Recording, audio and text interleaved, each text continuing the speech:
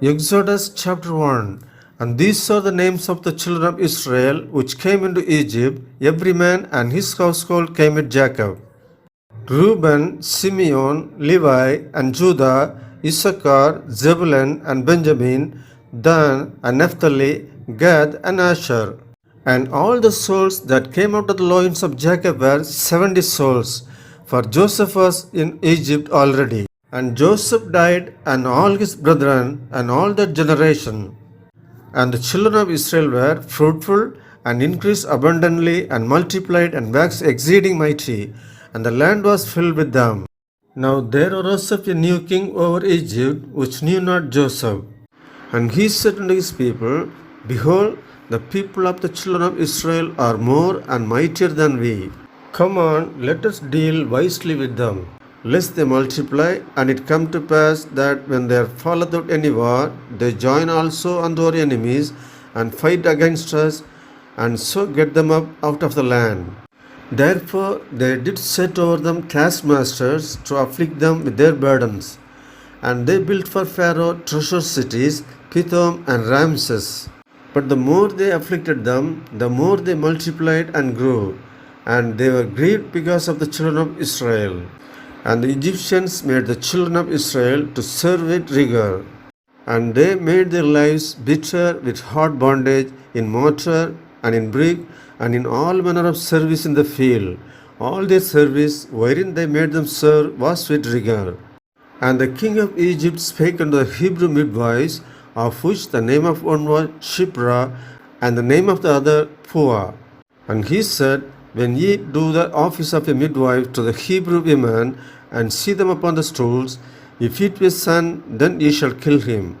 But if it be a daughter, then she shall live. But the midwives feared God, and did not as the king of Egypt commanded them, but saved the men children alive. And the king of Egypt called for the midwives, and said unto them, Why have ye done this thing, and have saved the men children alive? And the midwives said unto Pharaoh, Because the Hebrew women are not as the Egyptian women, for they are lively, and are delivered ere the midwives come in unto them. Therefore God dealt well with the midwives, and the people multiplied and waxed very mighty. And it came to pass, because the midwives feared God, that he made them houses. And Pharaoh charged all his people, saying, Every son that is born ye shall cast into the river, and every daughter ye shall save alive. Exodus chapter 2. And there went a man of the house of Levi, and took to wife a daughter of Levi. And the woman conceived and bare a son. And when she saw him that he was a goodly child, she hid him 3 months. And when she could not longer hide him, she took for him an ark of bulrushes, and daubed it with slime and with pitch, and put the child therein. And she laid it in the flax by the river's brink. And his sisters stood afar off, to wit what would be done to him. And the daughter of Pharaoh came down to wash herself at the river, and her maidens walked along by the river's side. And when she saw the ark among the flags, she sent her maid to fetch it.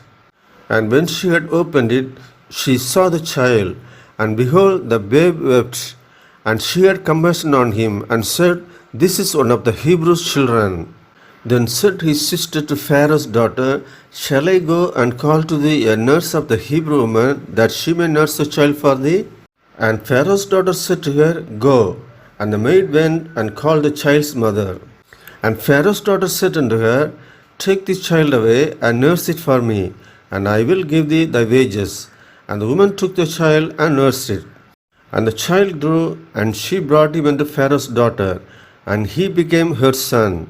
And she called his name Moses. And she said, Because I drew him out of the water. And it came to pass in those days, when Moses was grown, that he went out unto his brethren, and looked on their burdens. And he spied an Egyptian smiting an Hebrew, one of his brethren. And he looked this way and that way, and when he saw that there was no man, he slew the Egyptian, and hid him in the sand. And when he went out the second day, behold, 2 men of the Hebrews strove together. And he said to him that did the wrong, Wherefore smitest thou thy fellow? And he said, Who made thee a prince and judge over us? Intendest thou to kill me as thou killest the Egyptian? And Moses feared and said, Surely this thing is known. Now when Pharaoh heard this thing, he sought to slay Moses. But Moses fled from the face of Pharaoh and dwelt in the land of Midian, and he sat down by a well. Now the priest of Midian had 7 daughters, and they came and drew water and filled the troughs to water their father's flock. And the shepherds came and drove them away. But Moses stood up and held them and watered their flock. And when they came to Reuel their father, he said, How is it that you are come so soon today? And they said, An Egyptian delivered us out of the hand of the shepherds, and also drew water enough for us, and watered the flock. And he said unto his daughter, And where is he? Why is it that you have left the man? Call him, that he may eat bread. And Moses was content to dwell with the man. And he gave Moses Zipporah his daughter. And she bare him a son, and he called his name Gershom. For he said, I have been a stranger in a strange land. And it came to pass in process of time that the king of Egypt died, and the children of Israel sighed by reason of the bondage, and they cried, and their cry came up unto God by reason of the bondage. And God heard their groaning, and God remembered his covenant with Abraham, with Isaac, and with Jacob. And God looked upon the children of Israel, and God had respect unto them. Exodus chapter 3. And Moses kept the flock of Jethro his father-in-law, the priest of Midian. And he led the flock to the backside of the desert, and came to the mountain of God, even to Horeb. And the angel of the Lord appeared unto him in a flame of fire out of the midst of a bush. And he looked, and behold, the bush burned with fire, and the bush was not consumed. And Moses said, I will now turn aside and see this great sight, why the bush is not burnt. And when the Lord saw that he turned aside to see, God called unto him out of the midst of the bush, and said, Moses, Moses.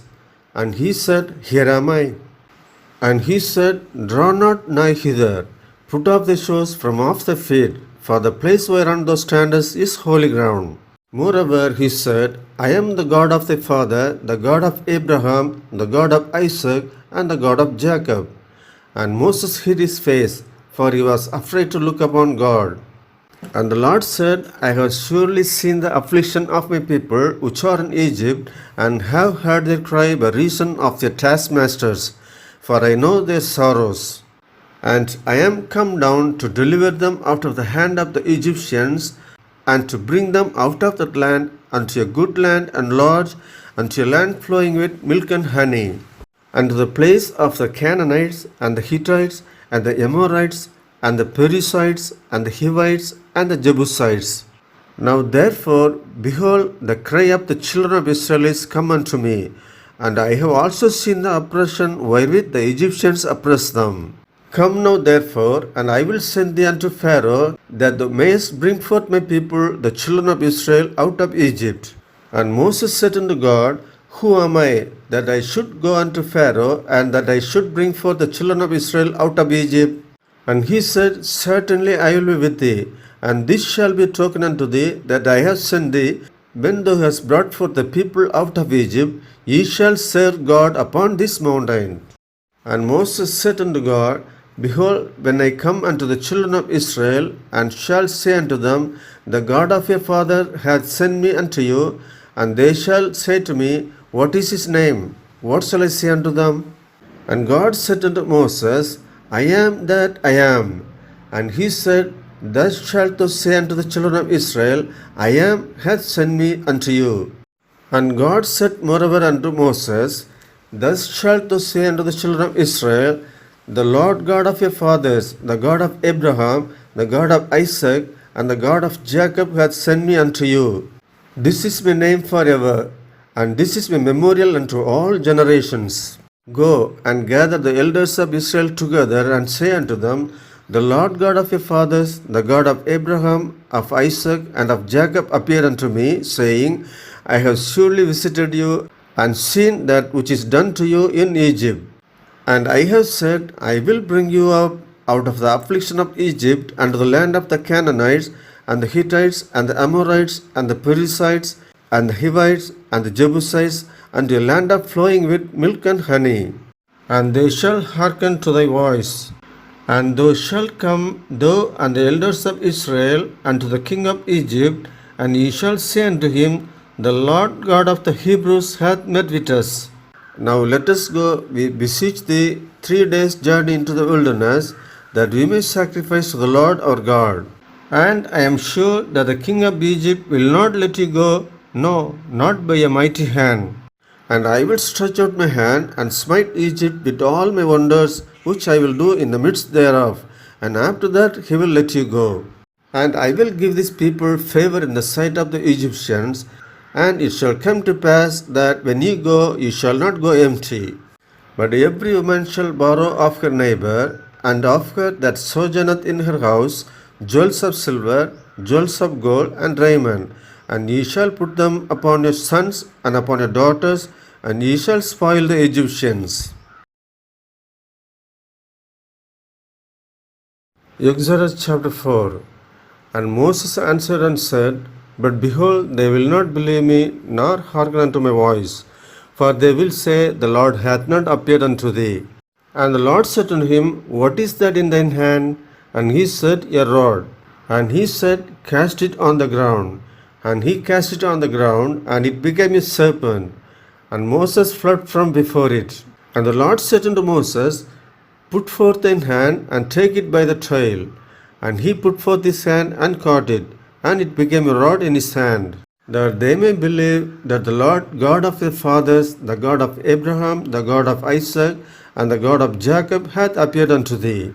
And the Lord said furthermore unto him, Put now thine hand into thy bosom. And he put his hand into his bosom, and when he took it out, behold, his hand was leprous as snow. And he said, Put thine hand into thy bosom again. And he put his hand into his bosom again, and plucked it out of his bosom, and behold, it was turned again as his other flesh.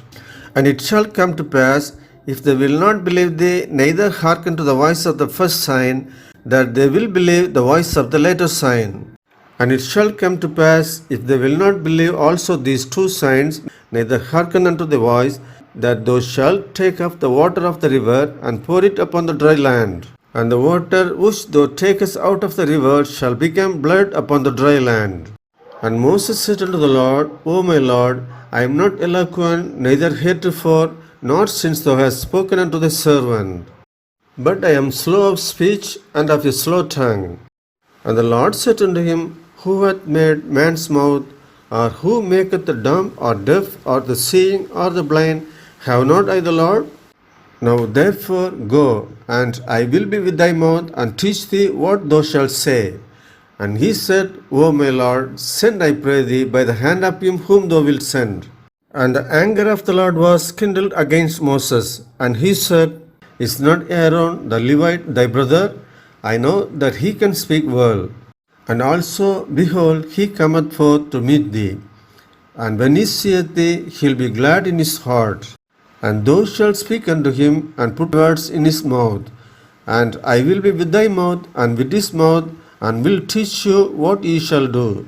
And he shall be thy spokesman unto the people. And he shall be, even he shall be to thee instead of a mouth, and thou shalt be to him instead of God. And thou shalt take this rod in thine hand, wherewith thou shalt do signs. And Moses went and returned to Jethro his father-in-law, and said unto him, Let me go, I pray thee, and return unto my brethren which are in Egypt, and see whether they be yet alive. And Jethro said to Moses, Go in peace. And the Lord said unto Moses in Midian, Go, return into Egypt, for all the men are dead which sought their life. And Moses took his wife and his sons, and set them upon an ass, and he returned to the land of Egypt. And Moses took the rod of hand in his hand. And the Lord said unto Moses, When thou goest to return into Egypt, see that thou do all those wonders before Pharaoh, which I have put in thine hand. But I will harden his heart, that he shall not let the people go. And thou shalt say unto Pharaoh, Thus saith the Lord, Israel is my son, even my firstborn. And I say unto thee, let my son go, that he may serve me. And if thou refuse to let him go, behold, I will slay thy son, even thy firstborn. And it came to pass by the way in the inn that the Lord met him and sought to kill him. Then Zipporah took a sharp stone and cut off the foreskin of her son and cast it at his feet and said, surely a bloody husband art thou to me. So he let him go. Then she said, a bloody husband thou art because of the circumcision. And the Lord said to Aaron, go into the wilderness to meet Moses. And he went and met him in the mount of God and kissed him. And Moses told Aaron all the words of the Lord who had sent him, and all the signs which he had commanded him. And Moses and Aaron went and gathered together all the elders of the children of Israel. And Aaron spake all the words which the Lord had spoken unto Moses, and did the signs in the sight of the people. And the people believed. And when they heard that the Lord had visited the children of Israel, and that he had looked upon their affliction, then they bowed their heads and worshipped. Exodus chapter 5. And afterward Moses and Aaron went in and told Pharaoh, thus saith the Lord God of Israel, let my people go, that they may hold a feast unto me in the wilderness. And Pharaoh said, who is the Lord, that I should obey his voice to let Israel go? I know not the Lord, neither will I let Israel go. And they said, the God of the Hebrews hath met with us. Let us go, we pray thee, 3 days' journey into the desert, and sacrifice unto the Lord our God, lest he fall upon us with pestilence or with the sword. And the king of Egypt said unto them, wherefore do ye, Moses and Aaron, let the people from their works get you unto your burdens? And Pharaoh said, behold, the people of the land now are many, and ye make them rest from their burdens. And Pharaoh commanded the same day the taskmasters of the people and their officers, saying, ye shall no more give the people straw to make brick, as heretofore. Let them go and gather straw for themselves. And the trail of the bricks which they did make heretofore, ye shall lay upon them. Ye shall not diminish aught thereof. For they be idle, therefore they cry, saying, let us go and sacrifice to our God.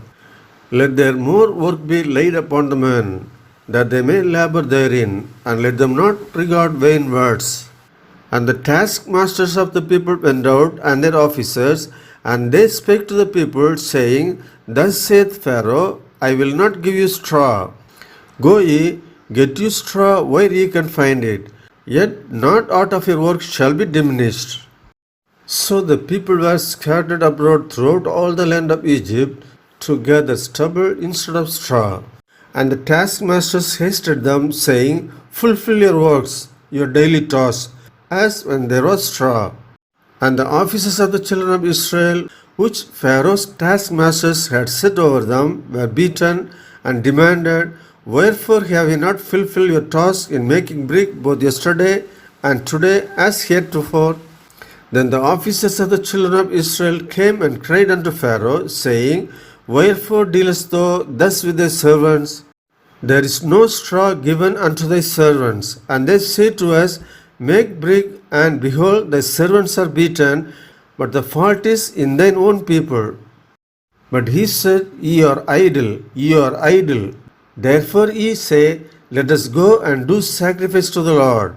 Go therefore now and work, for there shall no straw be given you, yet shall ye deliver the trail of bricks.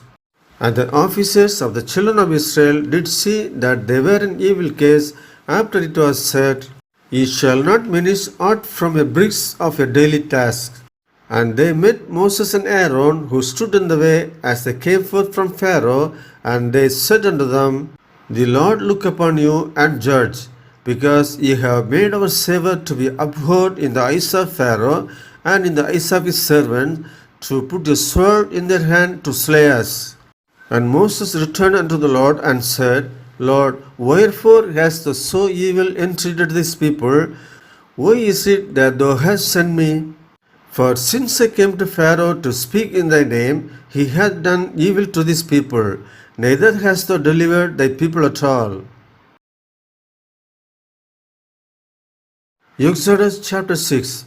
Then the Lord said unto Moses, Now shalt thou see what I will do to Pharaoh. For with his strong hand shall he let them go, and with his strong hand shall he drive them out of his land. And God spake unto Moses, and said unto him, I am the Lord. And I appeared unto Abraham, and to Isaac, and unto Jacob by the name of God Almighty, but by name Jehovah was I not known to them. And I have also established my covenant with them, to give them the land of Canaan, the land of their pilgrimage, wherein they were strangers. And I have also heard the groaning of the children of Israel, whom the Egyptians keep in bondage, and I have remembered my covenant. Wherefore say unto the children of Israel, I am the Lord. And I will bring you out from under the burdens of the Egyptians, and I will rid you out of their bondage, and I will redeem you with a stretched out arm and with great judgments. And I will take you to me for a people, and I will be to you a God. And ye shall know that I am the Lord your God, which bringeth you out from under the burdens of the Egyptians. And I will bring you in unto the land concerning the which I did swear to give it to Abraham, to Isaac, and to Jacob. And I will give it to you for an heritage. I am the Lord. And Moses spake so unto the children of Israel, but they hearkened not unto Moses for anguish of spirit and for cruel bondage. And the Lord spake unto Moses, saying, Go in, speak unto Pharaoh king of Egypt, that he let the children of Israel go out of his land.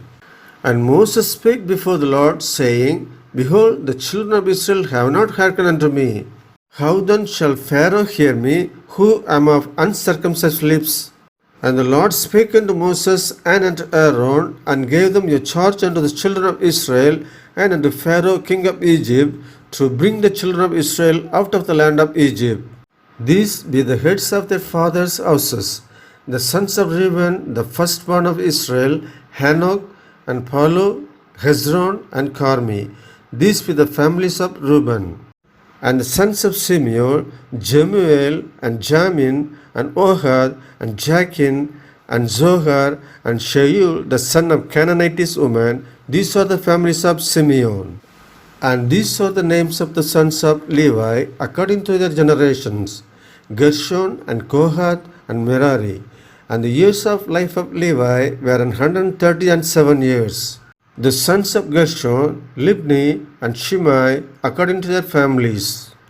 And the sons of Kohath, Amram, and Izhar, and Hebron, and Uzziel. And the years of the life of Kohath were 133 years. And the sons of Merari, Mahali, and Mushi. These are the families of Levi, according to their generations.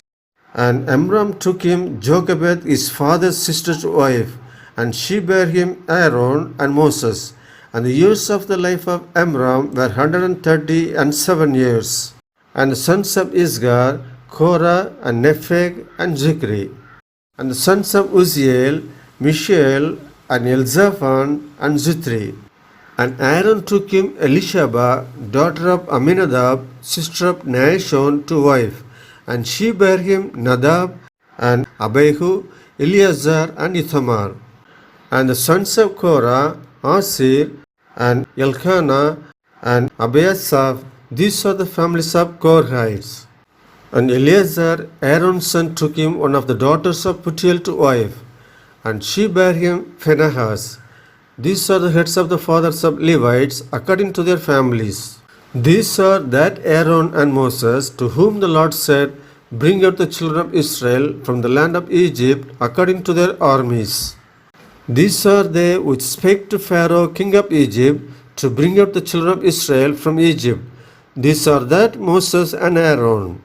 And it came to pass on the day when the Lord spake unto Moses in the land of Egypt, that the Lord spake unto Moses, saying, I am the Lord, speak thou unto Pharaoh king of Egypt all that I say unto thee. And Moses said before the Lord, Behold, I am of uncircumcised lips, and how shall Pharaoh hearken unto me? Exodus chapter 7. And the Lord said unto Moses, See, I have made thee a god to Pharaoh, and Aaron thy brother shall be thy prophet. Thou shalt speak all that I command thee, and Aaron thy brother shall speak unto Pharaoh, that he sent the children of Israel out of his land. And I will harden Pharaoh's heart and multiply my signs and my wonders in the land of Egypt. But Pharaoh shall not hearken unto you, that I may lay my hand upon Egypt and bring forth mine armies and my people, the children of Israel, out of the land of Egypt by great judgments. And the Egyptians shall know that I am the Lord when I stretch forth mine hand upon Egypt and bring out the children of Israel from among them. And Moses and Aaron did as the Lord commanded them, so did they. And Moses was 80 years old, and Aaron 83 years old, when they spake unto Pharaoh. And the Lord spake unto Moses and unto Aaron, saying, When Pharaoh shall speak unto you, saying, Shew ye a miracle for you, then thou shalt say unto Aaron, Take thy rod and cast it before Pharaoh, and it shall become a serpent. And Moses and Aaron went in unto Pharaoh, and they did so as the Lord had commanded. And Aaron cast down his rod before Pharaoh and before his servants, and it became a serpent. Then Pharaoh also called the wise men and the sorcerers. Now the magicians of Egypt, they also did in like manner with their enchantments. For they cast down every man his rod, and they became serpents, and Aaron's rod swallowed up their rods. And he hardened Pharaoh's heart, that he hearkened not unto them, as the Lord had said. And the Lord said unto Moses, Pharaoh's heart is hardened, he refuseth to let the people go. Get thee unto Pharaoh in the morning, lo, he goeth out unto the water, and thou shalt stand by the river's brink against he come. And the rod which was turned to a serpent shalt thou take in thine hand. And thou shalt say unto him, The Lord God of the Hebrews hath sent me unto thee, saying, Let my people go, that they may serve me in the wilderness. And behold, hitherto thou wouldest not hear. Thus saith the Lord, In this thou shalt know that I am the Lord. Behold, I will smite with the rod that is in mine hand upon the waters which are in the river, and they shall be turned to blood. And the fish that is in the river shall die, and the river shall sting, and the Egyptians shall loathe to drink of the water of the river. And the Lord spake unto Moses, Say unto Aaron, Take thy rod, and stretch out thine hand upon the waters of Egypt, upon their streams, upon their rivers, and upon their ponds, and upon all their pools of water, that they may become blood. And that there may be blood throughout all the land of Egypt, both in vessels of wood and in vessels of stone. And Moses and Aaron did so as the Lord commanded. And he lifted up the rod and smote the waters that were in the river in the sight of Pharaoh and in the sight of his servants. And all the waters that were in the river were turned to blood. And the fish that was in the river died, and the river stank, and the Egyptians could not drink up the water of the river, and there was blood throughout all the land of Egypt. And the magicians of Egypt did so with their enchantments. And Pharaoh's heart was hardened, neither did he hearken unto them, as the Lord had said. And Pharaoh turned and went into his house, neither did he set his heart to this also. And all the Egyptians digged round about the river for water to drink, for they could not drink of the water of the river. And 7 days were fulfilled after that the Lord had smitten the river. Exodus chapter 8. And the Lord spake unto Moses, Go unto Pharaoh, and say unto him, Thus saith the Lord, Let my people go, that they may serve me. And if thou refuse to let them go, behold, I will smite all thy borders with frogs. And the river shall bring forth frogs abundantly, which shall go up and come into thine house, and into thy bedchamber, and upon thy bed, and into the house of thy servants, and upon thy people, and into thine ovens, and into thy kneading troughs. And the frogs shall come up both on thee, and upon thy people, and upon all thy servants. And the Lord spake unto Moses, Say unto Aaron, Stretch forth thine hand with thy rod over the streams, over the rivers, and over the ponds, and cause frogs to come up upon the land of Egypt. And Aaron stretched out his hand over the waters of Egypt, and the frogs came up and covered the land of Egypt. And the magician did so with their enchantments, and brought up frogs upon the land of Egypt. Then Pharaoh called for Moses and Aaron, and said, Entreat the Lord that he may take away the flocks from me and from my people. And I will let the people go, that they may do sacrifice unto the Lord. And Moses said unto Pharaoh, Glory over me. When shall I entreat for thee, and for thy servants, and for thy people, to destroy the flocks from thee and the houses, that they may remain in the river only? And he said, Tomorrow. And he said, Be it according to thy word, that thou mayest know that there is none like unto the Lord our God. And the flocks shall depart from thee, and from thy houses, and from thy servants, and from thy people. They shall remain in the river only. And Moses and Aaron went out from Pharaoh. And Moses cried unto the Lord because of the flocks which he had brought against Pharaoh. And the Lord did according to the word of Moses.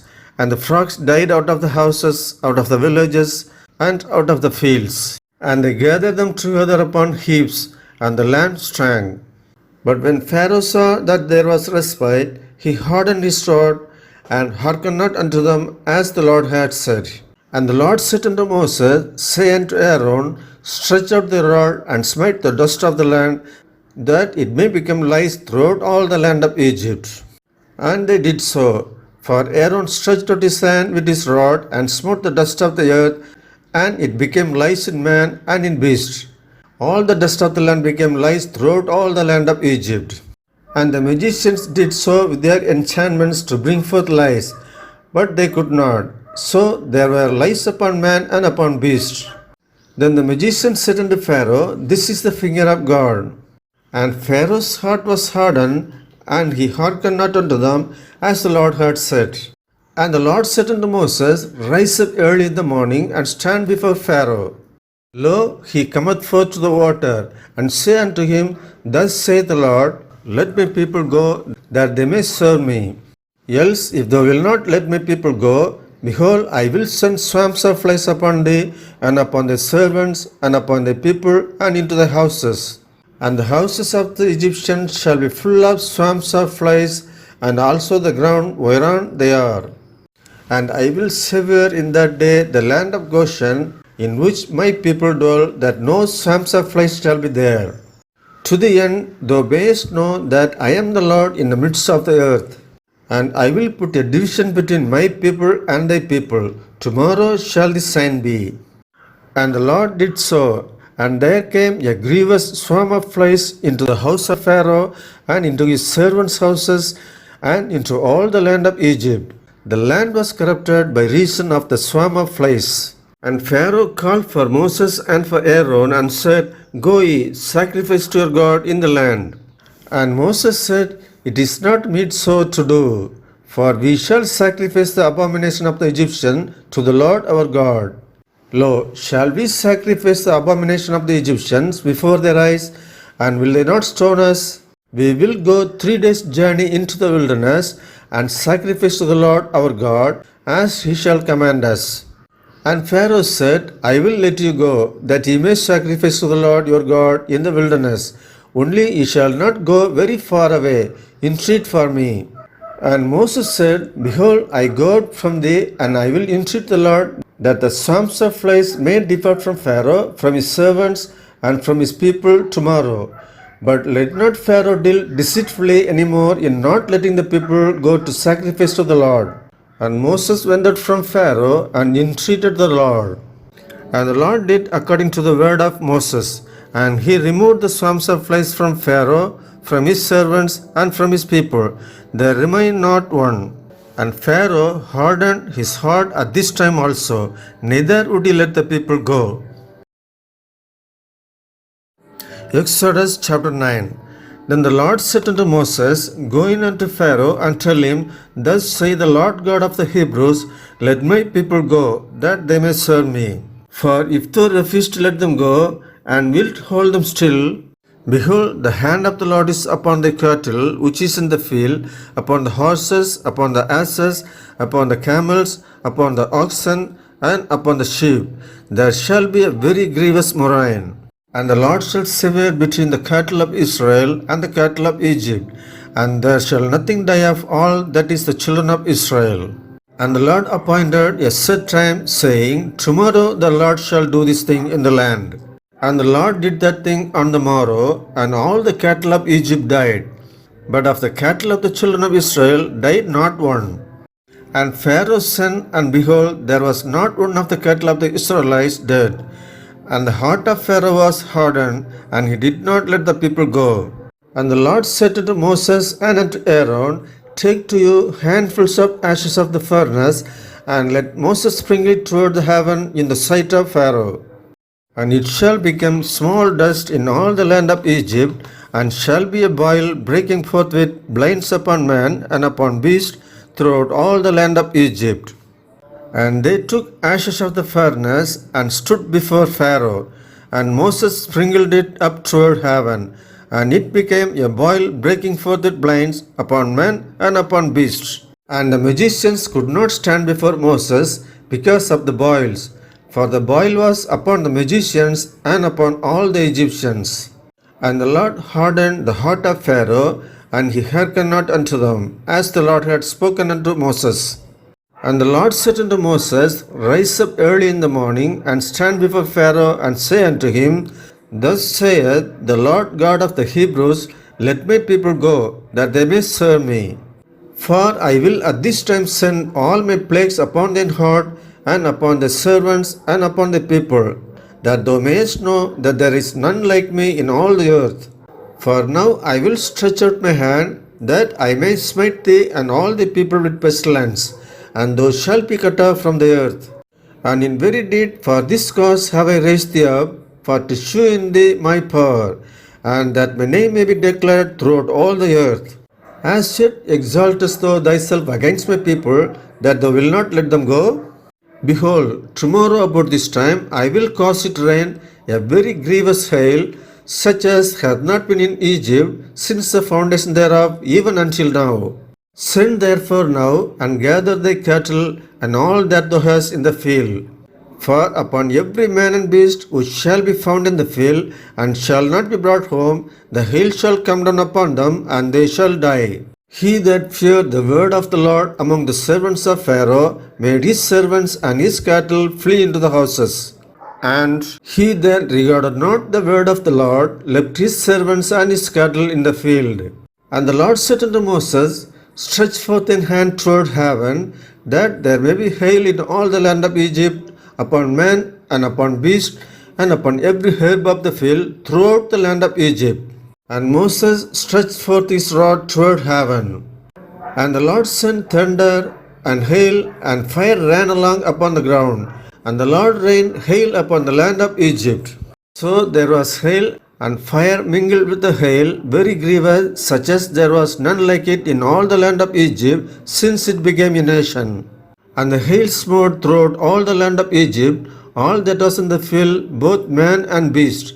And the hail smote every herb of the field, and brake every tree of the field. Only in the land of Goshen, where the children of Israel were, was there no hail. And Pharaoh sent and called for Moses and Aaron, and said unto them, I have sinned this time. The Lord is righteous, and I and my people are wicked. Entreat the Lord, for it is enough, that there be no more mighty thundering and hail. And I will let you go, for ye shall stay no longer. And Moses said unto him, As soon as I am gone out of the city, I will spread abroad my hands unto the Lord. And the thunder shall cease, neither shall there be any more hail, that thou mayest know how that the earth is the Lord's. But as for thee and the servants, I know that ye will not yet fear the Lord God. And the flax and the barley was smitten, for the barley was in the ear, and the flax was boiled. But the wheat and the rye were not smitten, for they were not grown up. And Moses went out of the city from Pharaoh, and spread abroad his hands unto the Lord. And the thunders and hail ceased, and the rain was not poured upon the earth. And when Pharaoh saw that the rain and the hail and the thunders were ceased, he sinned yet more, and hardened his heart, he and his servants. And the heart of Pharaoh was hardened, neither would he let the children of Israel go, as the Lord had spoken by Moses. Exodus chapter 10. And the Lord said unto Moses, Go in unto Pharaoh, for I have hardened his heart and the heart of his servants, that I might shew these my signs before him. and that thou mayest tell in the ears of thy son and of thy son's son what things I have wrought in Egypt, and my signs which I have done among them, that ye may know how that I am the Lord. And Moses and Aaron came in unto Pharaoh, and said unto him, Thus saith the Lord God of the Hebrews, How long wilt thou refuse to humble thyself before me? Let my people go, that they may serve me. Else, if thou refuse to let my people go, behold, tomorrow will I bring the locust into thy coast. And they shall cover the face of the earth, that one cannot be able to see the earth. And they shall eat the residue of that which is escaped, which remaineth unto you from the hail, and shall eat every tree which groweth for you out of the field. And they shall fill thy houses, and the houses of all thy servants, and the houses of all the Egyptians, which neither thy father nor thy father's fathers have seen, since the day that they were upon the earth unto this day. And he turned himself and went out from Pharaoh. And Pharaoh's servants said unto him, How long shall this man be a snare unto us? Let the men go, that they may serve the Lord their God. Knowest thou not yet that Egypt is destroyed? And Moses and Aaron were brought again unto Pharaoh. And he said unto them, Go, serve the Lord your God. But who are they that shall go? And Moses said, We will go with our young, and with our old, with our sons, and with our daughters, with our flocks, and with our herds will we go. For we must hold a feast unto the Lord. And he said unto them, Let the Lord be so with you, as I will let you go, and your little ones. Look to it, for evil is before you, not so. Go now, ye that are men, and serve the Lord, for that you did desire. And they were driven out from Pharaoh's presence. And the Lord said unto Moses, Stretch out thine hand over the land of Egypt for the locust, that they may come up upon the land of Egypt, and eat every herb of the land, even all that the hail hath left. And Moses stretched forth his rod over the land of Egypt, and the Lord brought an east wind upon the land all that day and all that night.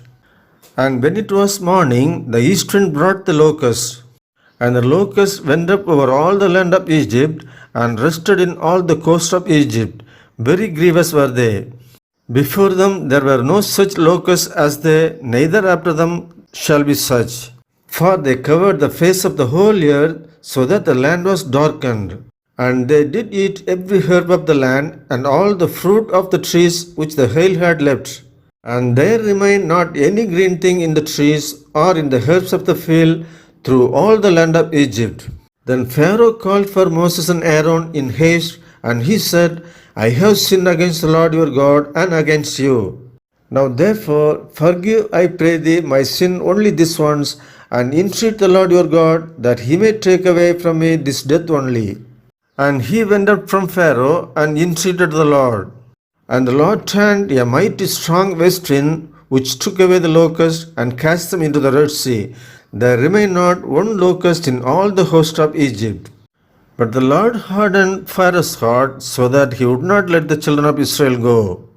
And the Lord said unto Moses, Stretch out thine hand toward heaven, that there may be darkness over the land of Egypt, even darkness which may be felt. And Moses stretched forth his hand toward heaven, and there was a thick darkness in all the land of Egypt 3 days. They saw not one another, neither rose any from his place for 3 days, but all the children of Israel had light in their dwellings. And Pharaoh called unto Moses, and said, Go ye, serve the Lord. Only let your flocks and your herds be strayed. Let your little ones also go with you. And Moses said, Thou must give us also sacrifices and burnt offerings, that we may sacrifice unto the Lord our God. Our cattle also shall go with us. There shall not an hoof be left behind, for thereof must we take to serve the Lord our God. And we know not with what we must serve the Lord until we come thither. But the Lord hardened Pharaoh's heart, and he would not let them go. And Pharaoh said unto him, Get thee from me, take heed to thyself, see my face no more. For in that day thou seest my face, thou shalt die. And Moses said, Thou hast spoken well, I will see thy face again no more. Exodus chapter 11. And the Lord said unto Moses, Yet will I bring one plague more upon Pharaoh and upon Egypt. Afterwards he will let you go hence. When he shall let you go, he shall surely thrust you out hence altogether. Speak now in the ears of the people, and let every man borrow of his neighbor, and every woman of her neighbor, jewels of silver and jewels of gold. And the Lord gave the people favor in the sight of the Egyptians. Moreover, the man Moses was very great in the land of Egypt, in the sight of Pharaoh's servants, and in the sight of the people. And Moses said, Thus saith the Lord, About midnight will I go out into the midst of Egypt, and all the firstborn in the land of Egypt shall die, from the firstborn of Pharaoh that sitteth upon his throne, even unto the firstborn of the maidservant that is behind the mill, and all the firstborn of beasts. And there shall be a great cry throughout all the land of Egypt, such as there was none like it, nor shall be like it any more. But against any of the children of Israel shall not a dog move his tongue against man or beast, that ye may know how that the Lord doth put a difference between the Egyptians and Israel. And all this thy servants shall come down unto me, and bow down themselves unto me, saying, Get thee out, and all the people that follow thee, and after that I will go out. And he went out from Pharaoh in a great anger. And the Lord said unto Moses, Pharaoh shall not hearken unto you, that my wonders may be multiplied in the land of Egypt. And Moses and Aaron did all these wonders before Pharaoh. And the Lord hardened Pharaoh's heart, so that he would not let the children of Israel go out of his land. Exodus chapter 12. And the Lord spake unto Moses and Aaron in the land of Egypt, saying, This month shall be unto you the beginning of months. It shall be the first month of the year to you. Speak ye unto all the congregation of Israel, saying, In the 10th day of this month they shall take to them every man a lamb, according to the house of their fathers, a lamb for an house. And if the household be too little for the lamb, let him and his neighbor next unto his house take it according to the number of the souls. Every man according to his eating shall make your count for the lamb. Your lamb shall be without blemish, a male of the first year. Ye shall take it from the sheep or from the goats. And ye shall keep it up until the 14th day of the same month. And the whole assembly of the congregation of Israel shall kill it in the evening.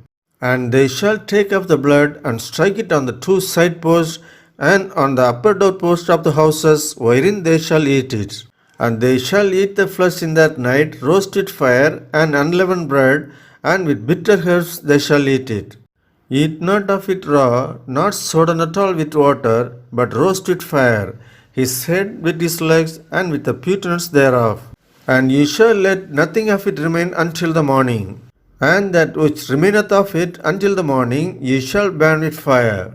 And thus shall ye eat it, with your loins girded, your shoes on your feet, and your staff in your hand, and ye shall eat it in haste. It is the Lord's Passover. For I will pass through the land of Egypt this night, and will smite all the firstborn in the land of Egypt, both man and beast. And against all the gods of Egypt I will execute judgment. I am the Lord. And the blood shall be to you for a token upon the houses where you are. And when I see the blood, I will pass over you, and the plague shall not be upon you to destroy you when I smite the land of Egypt. And this day shall be unto you for a memorial, and ye shall keep it a feast to the Lord throughout your generations. Ye shall keep it a feast by an ordinance forever. 7 days shall ye eat unleavened bread. Even the first day ye shall put away leaven out of your houses. For whosoever eateth leavened bread from the first day until the 7th day, that soul shall be cut off from Israel. And in the first day there shall be an holy convocation, and in the 7th day there shall be an holy convocation to you. No manner of work shall be done in them, save that which every man must eat, that only may be done of you. And ye shall observe the feast of unleavened bread, for in this selfsame day have I brought your armies out of the land of Egypt. Therefore shall ye observe this day in your generations by an ordinance forever. In the first month, on the 14th day of the month at even, ye shall eat unleavened bread, until the 21st day of the month at even. 7 days shall there be no leaven found in your houses. For whosoever eateth that which is leavened, even the soul shall be cut off from the congregation of Israel, whether he be a stranger or born in the land. Ye shall eat nothing leavened. In all your habitations shall ye eat unleavened bread. Then Moses called for all the elders of Israel and said unto them, Draw out and take your lamb according to your families and kill the Passover. And ye shall take a bunch of hyssop and dip it in the blood that is in the basin, and strike the lintel and the two side posts with the blood that is in the basin. And none of you shall go out at the door of his house until the morning. For the Lord will pass through to smite the Egyptians. And when he seeth the blood upon the lintel and on the two side posts, the Lord will pass over the door, and will not suffer the destroyer to come in unto your houses to smite you. And ye shall observe this thing for an ordinance to thee and to thy sons forever. And it shall come to pass, when ye be come to the land which the Lord will give you according as he hath promised, that ye shall keep this service. And it shall come to pass, when your children shall say unto you, What mean ye by this service? That ye shall say, It is the sacrifice of the Lord's Passover, who passed over the houses of the children of Israel in Egypt, when he smote the Egyptians and delivered our houses. And the people bowed the head and worshipped. And the children of Israel went away and did as the Lord had commanded Moses and Aaron, so did they. And it came to pass that at midnight the Lord smote all the firstborn in the land of Egypt, from the firstborn of Pharaoh that sat on his throne, unto the firstborn of the captive that was in the dungeon, and all the firstborn of cattle. And Pharaoh rose up in the night, he and all his servants and all the Egyptians, and there was a great cry in Egypt, for there was not a house where there was not one dead. And he called for Moses and Aaron by night, and said, Rise up and get ye forth from among my people, both ye and the children of Israel, and go serve the Lord as ye have said. Also take your flocks and your herds as ye have said, and be gone, and bless me also. And the Egyptians were urgent upon the people, that they might send them out of the land in haste, for they said, We be all dead men. And the people took their dough before it was leavened, their kneading troughs being bound up in their clothes upon their shoulders. And the children of Israel did according to the word of Moses, and they borrowed of the Egyptians jewels of silver, and jewels of gold, and raiment. And the Lord gave the people favor in the sight of the Egyptians, so that they lent unto them such things as they required, and they spoiled the Egyptians. And the children of Israel journeyed from Ramesses to Succoth, about 600,000 on foot, that were men beside children. And a mixed multitude went up also with them, and flocks and herds, even very much cattle. And they baked unleavened cakes out of the dough which they brought forth out of Egypt, for it was not leavened, because they were thrust out of Egypt, and could not tarry, neither had they prepared for themselves any victual. Now the sojourning of the children of Israel, who dwelt in Egypt, was 430 years. And it came to pass at the end of the 430 years, even the selfsame day it came to pass, that all the hosts of the Lord went out from the land of Egypt. It is a night to be much observed unto the Lord for bringing them out from the land of Egypt. This is that night of the Lord to be observed of all the children of Israel in their generations. And the Lord said unto Moses and Aaron, This is the ordinance of the Passover, that shall no stranger eat thereof. But every man's servant that is bought for money, when thou hast circumcised him, then shall he eat thereof. A foreigner and an hired servant shall not eat thereof. In one house shall it be eaten. Thou shalt not carry forth aught of the flesh abroad out of the house, neither shall he break a bone thereof. All the congregation of Israel shall keep it. And when a stranger shall sojourn with thee, and will keep the Passover to the Lord, let all his males be circumcised, and then let him come near and keep it. And he shall be as one that is born in the land, for no uncircumcised person shall eat thereof. One law shall be to him that is homeborn, and unto the stranger that sojourneth among you. Thus did all the children of Israel, as the Lord commanded Moses and Aaron, so did they. And it came to pass the selfsame day that the Lord did bring the children of Israel out of the land of Egypt by their armies. Exodus chapter 13. And the Lord spake unto Moses, saying, Sanctify unto me all the firstborn, whatsoever openeth the womb among the children of Israel, both of man and of beast, it is mine. And Moses said unto the people, Remember this day in which ye came out from Egypt out of the house of bondage. For by strength of hand the Lord brought you out from this place. There shall no leavened bread be eaten. This day came ye out in the month Abib. And it shall be when the Lord shall bring thee into the land of the Canaanites, and the Hittites, and the Amorites, and the Hivites, and the Jebusites, which he sware unto thy fathers to give thee, a land flowing with milk and honey, that thou shalt keep this service in this month. 7 days thou shalt eat unleavened bread, and in the seventh day shall be a feast to the Lord. Unleavened bread shall be eaten 7 days, and there shall no leavened bread be seen with thee, neither shall there be leaven seen with thee in all the quarters. And thou shalt shew thy son in that day, saying, This is done because of that which the Lord did unto me when I came forth out of Egypt. And it shall be for a sign unto thee upon thine hand, and for a memorial between thine eyes, that the Lord's law may be in thy mouth. For with a strong hand hath the Lord brought thee out of Egypt. Thou shalt therefore keep this ordinance in his season from year to year. And it shall be, when the Lord shall bring thee into the land of the Canaanites, as he sware unto thee and to thy fathers, and shall give it thee, thou shalt set apart unto the Lord all that openeth the matrix, and every firstling that cometh of a beast which thou hast, the male shall be the Lord's. And every firstling of an ass thou shalt redeem with a lamb. And if thou wilt not redeem it, then thou shalt break his neck. And all the firstborn of man among the children shalt thou redeem. And it shall be, when thy son asketh thee in the time to come, saying, What is this? That thou shalt say unto him, By strength of hand the Lord brought us out from Egypt, from the house of bondage. And it came to pass, when Pharaoh would hardly let us go, that the Lord slew all the firstborn in the land of Egypt, both the firstborn of man and the firstborn of beast. Therefore I sacrifice to the Lord all that openeth the matrix, being males, but all the firstborn of my children I redeem. And it shall be for a token upon thine hand, and for frontlets between thine eyes. For by strength of hand the Lord brought us forth out of Egypt. And it came to pass, when Pharaoh had let the people go, that God led them not through the way of the land of the Philistines, although that was near. For God said, Lest peradventure the people repent when they see war, and they return to Egypt. But God led the people about through the way of the wilderness of the Red Sea. And the children of Israel went up harnessed out of the land of Egypt.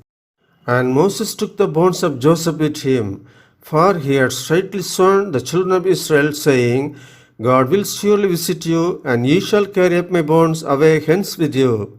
And they took their journey from Succoth, and encamped in Etham, in the edge of the wilderness.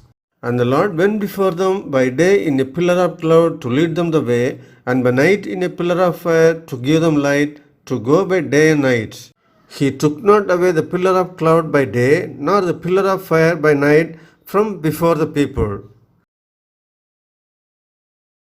Exodus chapter 14. And the Lord spake unto Moses, saying, Speak unto the children of Israel, that they turn and encamp before Pihahiroth, between Migdol and the sea, over against Baal-zephon. Before it shall ye encamp by the sea. For Pharaoh will say of the children of Israel, They are entangled in the land, the wilderness hath shut them in. And I will harden Pharaoh's heart, that he shall follow after them. And I will be honored upon Pharaoh, and upon all his host, that the Egyptians may know that I am the Lord. And they did so. And it was told the king of Egypt that the people fled. And the heart of Pharaoh and of his servants was turned against the people, and they said, Why have we done this, that we have let Israel go from serving us? And he made ready his chariot, and took his people with him. And he took 600 chosen chariots, and all the chariots of Egypt, and captains over every one of them. And the Lord hardened the heart of Pharaoh king of Egypt, and he pursued after the children of Israel. And the children of Israel went out with an high hand. But the Egyptians pursued after them all the horses and chariots of Pharaoh, and his horsemen and his army, and overtook them encamping by the sea, beside Pihahiroth, before Baal-zephon. And when Pharaoh drew nigh, the children of Israel lifted up their eyes, and behold, the Egyptians marched after them. And they were sore afraid, and the children of Israel cried out unto the Lord. And they said unto Moses, Because there were no graves in Egypt, hast thou taken us away to die in the wilderness? Wherefore hast thou dealt thus with us, to carry us forth out of Egypt? Is it not this the word that we did tell thee in Egypt, saying, Let us alone, that we may serve the Egyptians? For it had been better for us to serve the Egyptians than that we should die in the wilderness. And Moses said unto the people, Fear ye not, stand still, and see the salvation of the Lord, which he will shew to you today. For the Egyptians whom ye have seen today, ye shall see them again no more forever. The Lord shall fight for you, and ye shall hold your peace. And the Lord said unto Moses, Wherefore criest thou unto me? Speak unto the children of Israel, that they go forward. But lift thou up thy rod, and stretch out thine hand over the sea, and divide it. And the children of Israel shall go on dry ground through the midst of the sea. And behold, I will harden the hearts of the Egyptians, and they shall follow them. And I will get me honor upon Pharaoh, and upon all his host, upon his chariots, and upon his horsemen. And the Egyptians shall know that I am the Lord, when I have gotten me honor upon Pharaoh, upon his chariots, and upon his horsemen. And the angel of God, which went before the camp of Israel, removed and went behind them. And the pillar of the cloud went from before their face, and stood behind them. And it came between the camp of the Egyptians and the camp of Israel.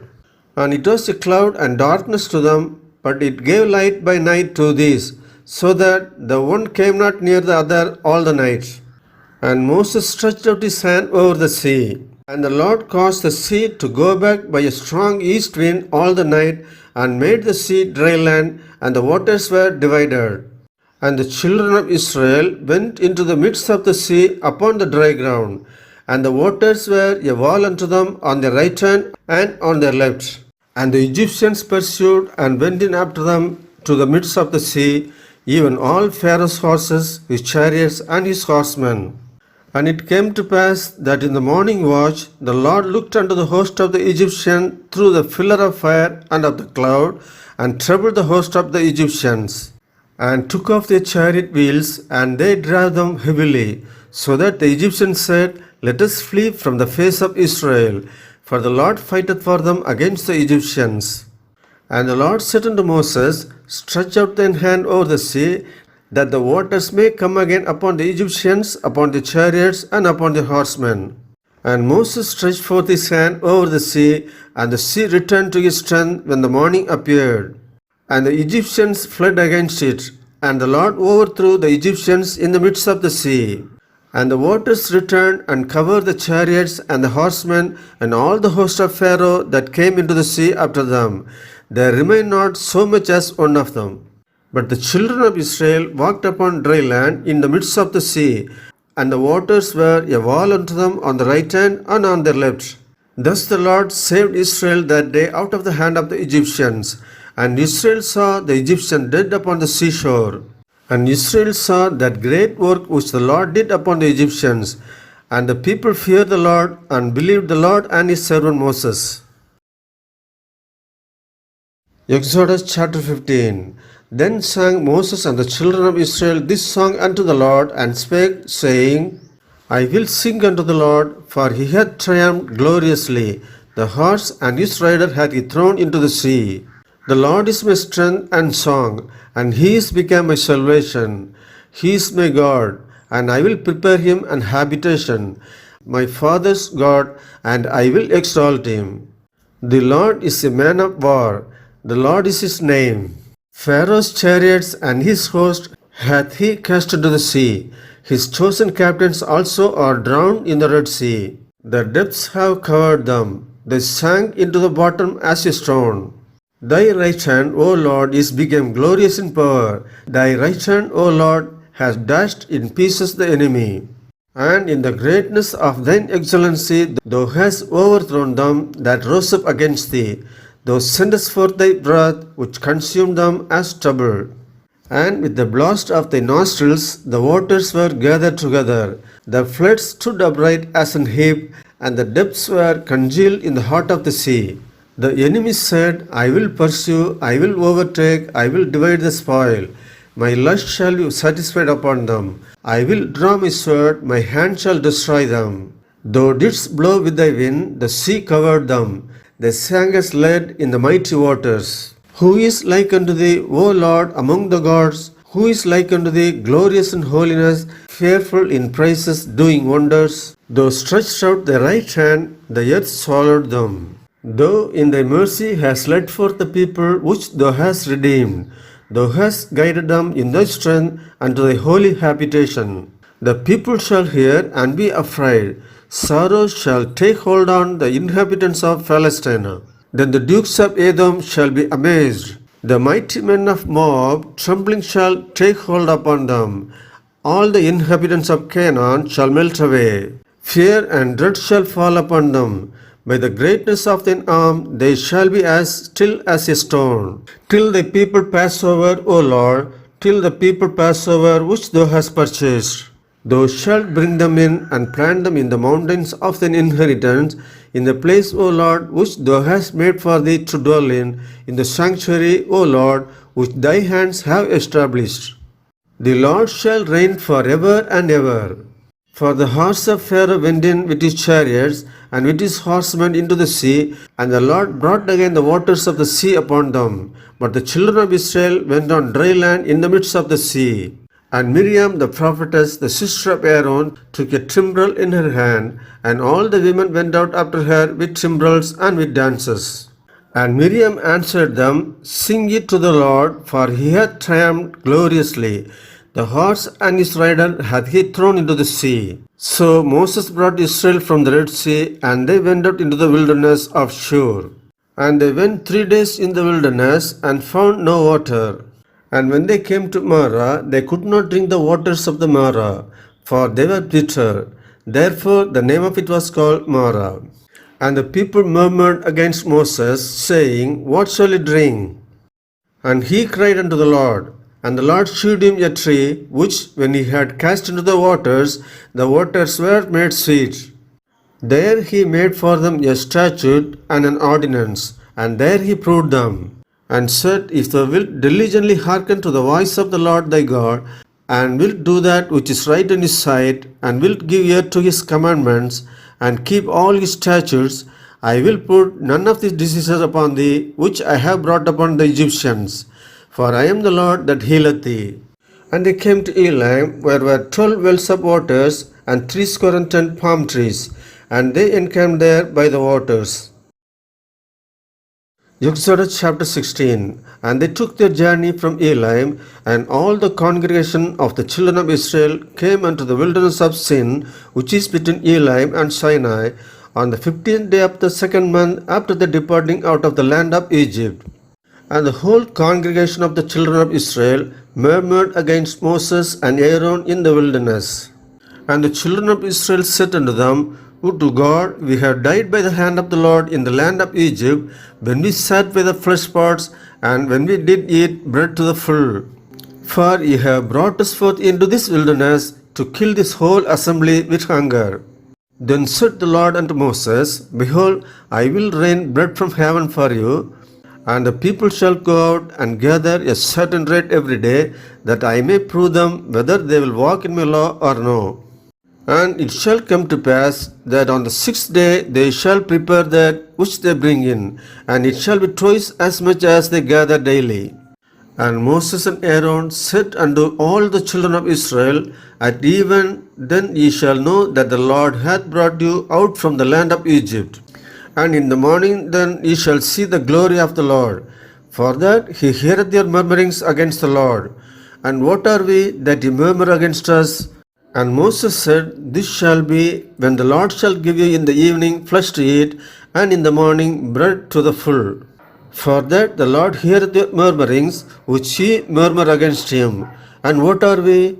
Your murmurings are not against us, but against the Lord. And Moses spake unto Aaron, Say unto all the congregation of children of Israel, Come near before the Lord, for he hath heard your murmurings. And it came to pass, as Aaron spake unto the whole congregation of the children of Israel, that they looked toward the wilderness, and behold, the glory of the Lord appeared in the cloud. And the Lord spake unto Moses, saying, I have heard the murmurings of the children of Israel. Speak unto them, saying, At even ye shall eat flesh, and in the morning ye shall be filled with bread, and ye shall know that I am the Lord your God. And it came to pass that at even the quails came up and covered the camp. And in the morning the dew lay round about the host.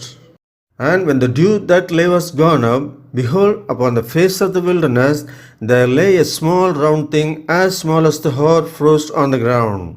And when the children of Israel saw it, they said one to another, It is manna, for they wist not what it was. And Moses said unto them, This is the bread which the Lord hath given you to eat. This is the thing which the Lord hath commanded. Gather of it every man according to his eating, and omer for every man according to the number of persons. Take ye every man for them which are in his tents. And the children of Israel did so, and gathered some more, some less. And when they did meet it with an omer, he that gathered much had nothing over, and he that gathered little had no lack. They gathered every man according to his eating. And Moses said, Let no man leave of it till the morning. Notwithstanding, they hearkened not unto Moses, but some of them left of it until the morning, and it brought worms and stank. And Moses was wroth with them. And they gathered it every morning, every man according to his eating. And when the sun waxed hot, it melted. And it came to pass that on the sixth day they gathered twice as much bread, 2 omers for one man. And all the rulers of the congregation came and told Moses. And he said unto them, This is that which the Lord has said, Tomorrow is the rest of the holy Sabbath unto the Lord. Bake that which ye will bake today, and seethe that ye will seethe, and that which remaineth over lay for you to be kept until the morning. And they laid it up till the morning, as Moses bade, and it did not sting, neither was there any worm therein. And Moses said, Eat that today, for today is a Sabbath unto the Lord. Today ye shall not find it in the field. 6 days ye shall gather it, but on the 7th day, which is the Sabbath, in it there shall be none. And it came to pass that there went out some of the people on the 7th day for to gather, and they found none. And the Lord said unto Moses, How long refuse ye to keep my commandments and my laws? See, for that the Lord hath given you the Sabbath, therefore he giveth you on the 6th day the bread of 2 days. Abide ye every man in his place, let no man go out of his place on the 7th day. So the people rested on the 7th day.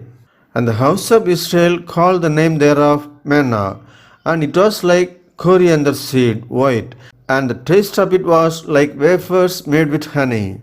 And Moses said, This is the thing which the Lord commanded, fill an omer of it to be kept for your generations, that they may see the bread wherewith I have fed you in the wilderness, when I brought you forth from the land of Egypt. And Moses said unto Aaron, Take your pot, and put an omer full of manna therein, and lay it before the Lord, to be kept for your generations. As the Lord commanded Moses, so Aaron laid it up before the testimony to be kept.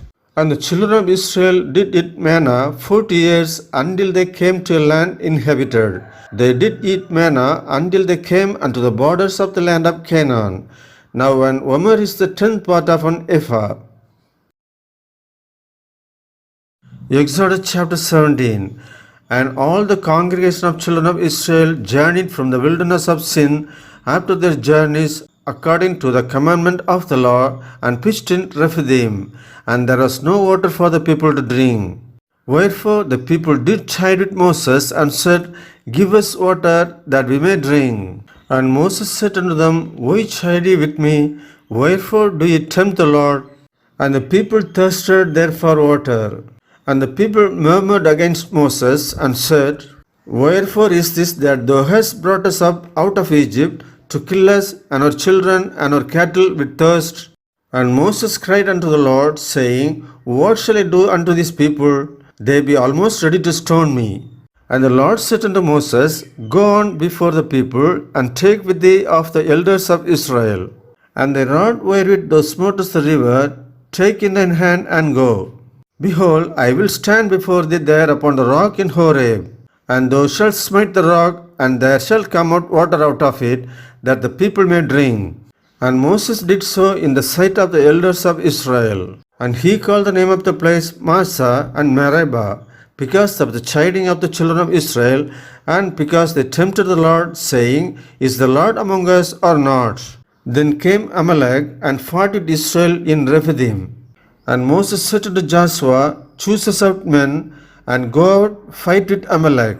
Tomorrow I will stand on the top of the hill with the rod of hand in mine hand. So Joshua did as Moses had said to him, and fought with Amalek. And Moses, Aaron, and Hur went up to the top of the hill. And it came to pass, when Moses held up his hand, that Israel prevailed. And when he let down his hand, Amalek prevailed. But Moses' hands were heavy, and they took a stone and put it under him, and he sat thereon. And Aaron and Hur stayed up his hand, the one on the one side, and the other on the other side. And his hands were steady until the going down of the sun. And Joshua discomfited Amalek and his people with the edge of the sword. And the Lord said unto Moses, Write this for a memorial in a book, and rehearse it in the ears of Joshua. For I will utterly put out the remembrance of Amalek from under heaven. And Moses built an altar, and called the name of it Jehovah Nissi. For he said, Because the Lord hath sworn that the Lord will have war with Amalek from generation to generation. Exodus chapter 18. When Jethro, the priest of Midian, Moses' father-in-law, heard of all that God had done for Moses and for Israel his people, and that the Lord had brought Israel out of Egypt, then Jethro, Moses' father-in-law, took Zipporah, Moses' wife, after he had sent her back, and her 2 sons, of which the name of the one was Gershom. For he said, I have been an alien in a strange land. And the name of the other was Eliezer. For the God of my father, said he, was mine help, and delivered me from the sword of Pharaoh. And Jethro, Moses' father-in-law, came with his sons and his wife unto Moses into the wilderness, where he encamped at the mount of God. And he said unto Moses, I, thy father-in-law Jethro, am come unto thee, and thy wife, and her 2 sons with her. And Moses went out to meet his father-in-law, and did obeisance and kissed him. And they asked each other of their welfare, and they came into the tent. And Moses told his father-in-law all that the Lord had done unto Pharaoh and to the Egyptians for Israel's sake, and all the travail that had come upon them by the way, and how the Lord delivered them. And Jethro rejoiced for all the goodness which the Lord had done to Israel, whom he had delivered out of the hand of the Egyptians. And Jethro said, Blessed be the Lord, who had delivered you out of the hand of the Egyptians, and out of the hand of Pharaoh, who had delivered the people from under the hand of the Egyptians. Now I know that the Lord is greater than all gods, for in the thing wherein they dealt proudly, he was above them. And Jethro, Moses' father-in-law, took a burnt offering and sacrifices for God. And Aaron came and all the elders of Israel to eat bread with Moses' father-in-law before God. And it came to pass on the morrow that Moses sat to judge the people, and the people stood by Moses from the morning unto the evening. And when Moses' father-in-law saw all that he did to the people, he said, What is this thing that thou doest to the people? Why sittest thou thyself alone, and all the people stand by thee from morning unto even? And Moses said unto his father-in-law, Because the people come unto me to inquire of God. When they have a matter, they come unto me, and I judge between one and another, and I do make them know the statutes of God and his laws. And Moses' father-in-law said unto him, The thing that thou doest is not good. Thou wilt surely wear away both thou and this people that is with thee, for this thing is too heavy for thee. Thou art not able to perform it thyself alone. Hearken now unto my voice. I will give thee counsel, and God shall be with thee. Be thou for the people to Godward, that thou mayest bring the causes unto God. And thou shalt teach them ordinances and laws, and shalt shew them the way wherein they must walk, and the work that they must do. Moreover, thou shalt provide out of all the people able men, such as fear God, men of truth, hating covetousness, and place such over them to be rulers of thousands, and rulers of hundreds, rulers of fifties, and rulers of tens. And let them judge the people at all seasons. And it shall be that every great matter they shall bring unto thee, but every small matter they shall judge. So shall it be easier for thyself, and they shall bear the burden with thee. If thou shalt do this thing, and God command thee so, then thou shalt be able to endure, and all these people shall also go to their place in peace. And Moses hearkened to the voice of his father-in-law, and did all that he had said. And Moses chose able men out of all Israel, and made them heads over the people, rulers of thousands, rulers of hundreds, rulers of fifties, and rulers of tens. And they judged the people at all seasons. The hard cases they brought unto Moses, but every small matter they judged themselves.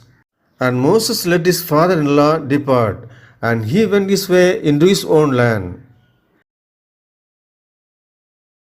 Exodus chapter 19. In the third month, when the children of Israel were gone forth out of the land of Egypt, the same day came they into the wilderness of Sinai.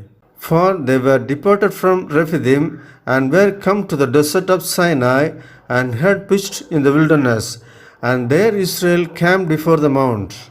And Moses went up unto God, and the Lord called unto him out of the mountain, saying, Thus shalt thou say to the house of Jacob, and tell the children of Israel, Ye have seen what I did unto the Egyptians, and how I bare you on eagle's wings, and brought you unto myself.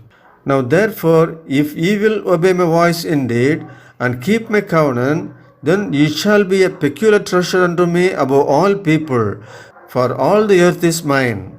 And ye shall be unto me a kingdom of priests, and an holy nation. These are the words which thou shalt speak unto the children of Israel. And Moses came and called for the elders of the people, and laid before their faces all these words which the Lord commanded him. And all the people answered together and said, All that the Lord has spoken we will do. And Moses returned the words of the people unto the Lord. And the Lord said unto Moses, Lo, I come unto thee in a thick cloud, that the people may hear when I speak with thee, and believe thee forever. And Moses told the words of the people unto the Lord. And the Lord said unto Moses, Go unto the people, and sanctify them today and tomorrow, and let them wash their clothes, and be ready against the third day. For the third day the Lord will come down in the sight of all the people upon Mount Sinai. And thou shalt set bounds unto the people round about, saying, Take heed to yourselves that ye go not up into the mount, or touch the border of it. Whosoever touches the mount shall be surely put to death. There shall not an hand touch it, but he shall surely be stoned or shot through. Whether it be beast or man, it shall not live. When the trumpet soundeth long, they shall come up to the mount. And Moses went down from the mount unto the people, and sanctified the people, and they washed their clothes. And he said unto the people, Be ready against the third day, come not at your wives. And it came to pass on the third day in the morning, that there were thunders and lightnings, and a thick cloud upon the mount, and the voice of the trumpet exceeding loud, so that all the people that was in the camp trembled.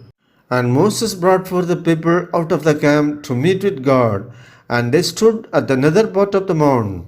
And Mount Sinai was altogether on a smoke, because the Lord descended upon it in fire.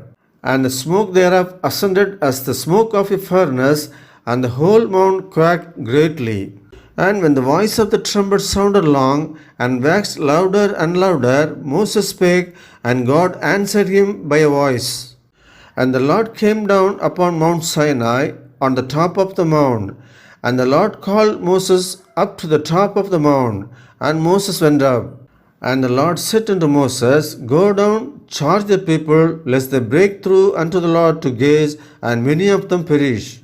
And let the priests also which come near to the Lord sanctify themselves, lest the Lord break forth upon them. And Moses said unto the Lord, The people cannot come up to Mount Sinai, For thou charged us, saying, Set bounds about the mount and sanctify it. And the Lord said unto him, Away, get thee down, and thou shalt come up, thou and Aaron with thee. But let not the priest and the people break through to come up unto the Lord, lest he break forth upon them. So Moses went down unto the people and spake unto them. Exodus chapter 20. And God spake all these words, saying, I am the Lord thy God, which have brought thee out of the land of Egypt, out of the house of bondage. Thou shalt have no other gods before me. Thou shalt not make unto thee any graven image, or any likeness of anything that is in heaven above, or that is in the earth beneath, or that is in the water under the earth. Thou shalt not bow down thyself to them, nor serve them. For I, the Lord thy God, am a jealous God, visiting the iniquity of the fathers upon the children, unto the third and fourth generation of them that hate me, and shewing mercy unto the thousands of them that love me and keep my commandments. Thou shalt not take the name of the Lord thy God in vain, for the Lord will not hold him guiltless that taketh his name in vain. Remember the Sabbath day to keep it holy. 6 days shalt thou labor and do all thy work. But the seventh day is the Sabbath of the Lord thy God. In it thou shalt not do any work, thou, nor thy son, nor thy daughter, thy manservant, nor thy maidservant, nor thy cattle, nor the stranger that is within the gates. For in 6 days the Lord made heaven and earth, the sea, and all that in them is, and rested the seventh day. Wherefore the Lord blessed the Sabbath day and hallowed it.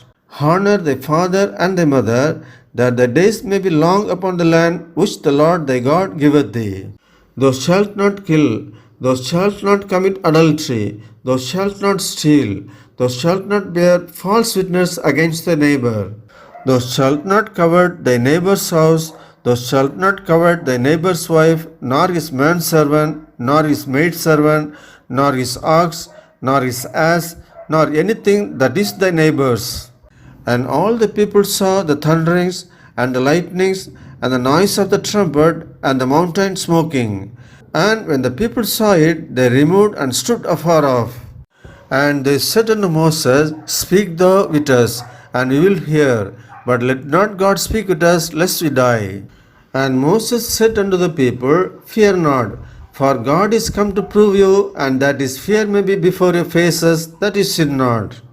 And the people stood afar off, and Moses drew near unto the thick darkness where God was. And the Lord said unto Moses, Thus thou shalt say unto the children of Israel, Ye have seen that I have talked with you from heaven. Ye shall not make with me gods of silver, neither shall ye make unto you gods of gold. An altar of earth thou shalt make unto me, and shalt sacrifice thereon thy burnt offerings, and the peace offerings, thy sheep, and thine oxen. In all places where I record my name, I will come unto thee, and I will bless thee. And if thou wilt make me an altar of stone, thou shalt not build it of hewn stone. For if thou lift up thy tool upon it, thou hast polluted it. Neither shalt thou go up by steps unto mine altar, that thy nakedness be not discovered thereon. Exodus chapter 21. Now these are the judgments which thou shalt set before them. If thou buy an Hebrew servant, 6 years he shall serve, and in the 7th he shall go out free for nothing. If he came in by himself, he shall go out by himself. If he were married, then his wife shall go out with him. If his master have given him a wife, and she have borne him sons and daughters, the wife and her children shall be her master's, and he shall go out by himself. And if the servant shall plainly say, I love my master, my wife, and my children, I will not go out free, then his master shall bring him unto the judges. He shall also bring him to the door, or unto the doorpost, and his master shall bore his ear through with an awl, and he shall serve him forever. And if a man sell his daughter to be a maidservant, she shall not go out as the men servants do. If she please not her master, who hath betrothed her to himself, then shall he let her be redeemed. To sell her unto a strange nation he shall have no power, seeing he has dealt deceitfully with her. If he have betrothed her unto his son, he shall deal with her after the manner of daughters. If he take him another wife, her food, her raiment, and her duty of marriage shall he not diminish. And if he do not these three unto her, then shall she go out free without money. He that smiteth a man so that he die shall be surely put to death. And if a man lie not in wait, but God deliver him into his hand, then I will appoint thee a place whither he shall flee. If a man come presumptuously upon his neighbor to slay him with guile, thou shalt take him from an altar, that he may die. And he that smiteth his father or his mother shall be surely put to death. And he that stealeth a man and selleth him, or if he be found in his hand, he shall surely be put to death. He that curseth his father or his mother shall surely be put to death.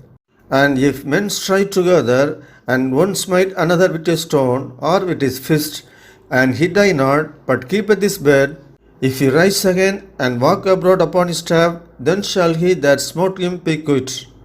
Only he shall pay for the loss of his time, and shall cause him to be thoroughly healed. And if a man smite his servant or his maid with a rod, and he die under his hand, he shall be surely punished. Notwithstanding, if he continue a day or two, he shall not be punished, for he is his money. If men strive and hurt a woman with child, so that her fruit depart from her, and yet no mischief follow, he shall be surely punished according as the woman's husband will lay upon him, and he shall pay as the judges determine. And if any mischief follow, then thou shalt give life for life, eye for eye, tooth for tooth, hand for hand, foot for foot, burning for burning, wound for wound, strife for strife. And if a man smite the eye of his servant or the eye of his maid, that it perish, he shall let him go free for his eye's sake. And if he smite out his manservant's tooth or his maidservant's tooth, he shall let him go free for his tooth's sake. If an ox gore a man or a woman that they die, then the ox shall be surely stoned, and his flesh shall not be eaten, but the owner of the ox shall be quit. But if the ox were wont to push with his horn in time past, and it hath been testified to his owner, and he hath not kept him in, but that he hath killed a man or woman, the ox shall be stoned, and his owner also shall be put to death. If there be laid on him a sum of money, then he shall give for the ransom of his life whatsoever is laid upon him. Whether he have gored a son or have gored a daughter, according to this judgment shall it be done unto him. If the ox shall push a manservant or a maidservant, he shall give unto their master 30 shekels of silver, and the ox shall be stoned. And if a man shall open a pit, or if a man shall dig a pit and not cover it, and an ox or an ass fall therein, the owner of the pit shall make it good, and give money unto the owner of them, and the dead beast shall be his. And if one man's ox hurt another's, that he die, then they shall sell the live ox and divide the money of it, and the dead ox also they shall divide. Or if it be known that the ox hath used to push in time past, and his owner hath not kept him in, he shall surely pay ox for ox, and the dead shall be his own. Exodus chapter 22. If a man shall steal an ox or a sheep and kill it or sell it, he shall restore 5 oxen for an ox and 4 sheep for a sheep. If a thief be found breaking up and be smitten that he die, there shall no blood be shed for him. If the sun be risen upon him, there shall be blood shed for him, for he should make full restitution. If he have nothing, then he shall be sold for his theft. If the theft be certainly found in his hand alive, whether it be ox or ass or sheep, he shall restore double. If a man shall cause a field or vineyard to be eaten, and shall put in his beast, and shall feed in another man's field, of the best of his own field and of the best of his own vineyard shall he make restitution. If fire break out and catch in thorns, so that the stacks of corn or the standing corn or the field be consumed therewith, he that kindled the fire shall surely make restitution. If a man shall deliver unto his neighbor money or stuff to keep, and it be stolen out of the man's house, if the thief be found, let him pay double. If the thief be not found, then the master of the house shall be brought unto the judges to see whether he have put his hand unto his neighbor's goods.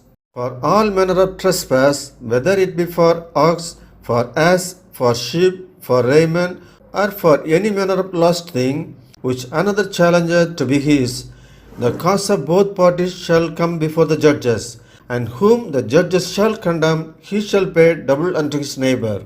If a man deliver unto his neighbor an ass or an ox or a sheep or any beast to keep, and it die or be hurt or driven away, no man seeing it, then shall an oath of the Lord be between them both, that he hath not put his hand unto his neighbor's goods, and the owner of it shall accept thereof, and he shall not make it good. And if it be stolen from him, he shall make restitution unto the owner thereof. If it be torn in pieces, then let him bring it for witness, and he shall not make good that which was torn.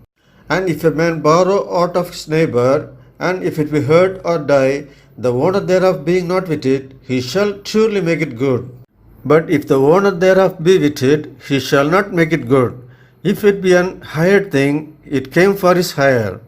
And if a man entice a maid that is not betrothed, and lie with her, he shall surely endow her to be his wife. If a father utterly refuse to give her unto him, he shall pay money according to the dowry of virgins. Thou shalt not suffer a beast to live.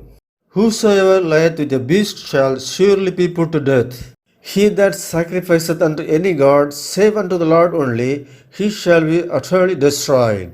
Thou shalt neither vex a stranger, nor oppress him, for you were strangers in the land of Egypt. Ye shall not afflict any widow or fatherless child. If thou afflict them in any wise, and they cry at all unto me, I will surely hear their cry, and my wrath shall wax hot, and I will kill you with the sword, and your wife shall be widows, and your children fatherless. If thou lend money to any of my people that is poor by thee, thou shalt not be to him as an usurer, neither shalt thou lay upon him usury. If thou at all take thy neighbour's raiment to pledge, thou shalt deliver it unto him, by that the sun goeth down. For that is his covering only, it is his raiment for his skin. Wherein shall he sleep? And it shall come to pass, when he crieth unto me, that I will hear, for I am gracious. Thou shalt not revile the gods, nor curse the ruler of the people. Thou shalt not delay to offer the first of the ripe fruits and of the liquors. The firstborn of the son shalt thou give unto me. Likewise shalt thou do with thine oxen and with thy sheep. 7 days it shall be with his dam. On the 8th day thou shalt give it me.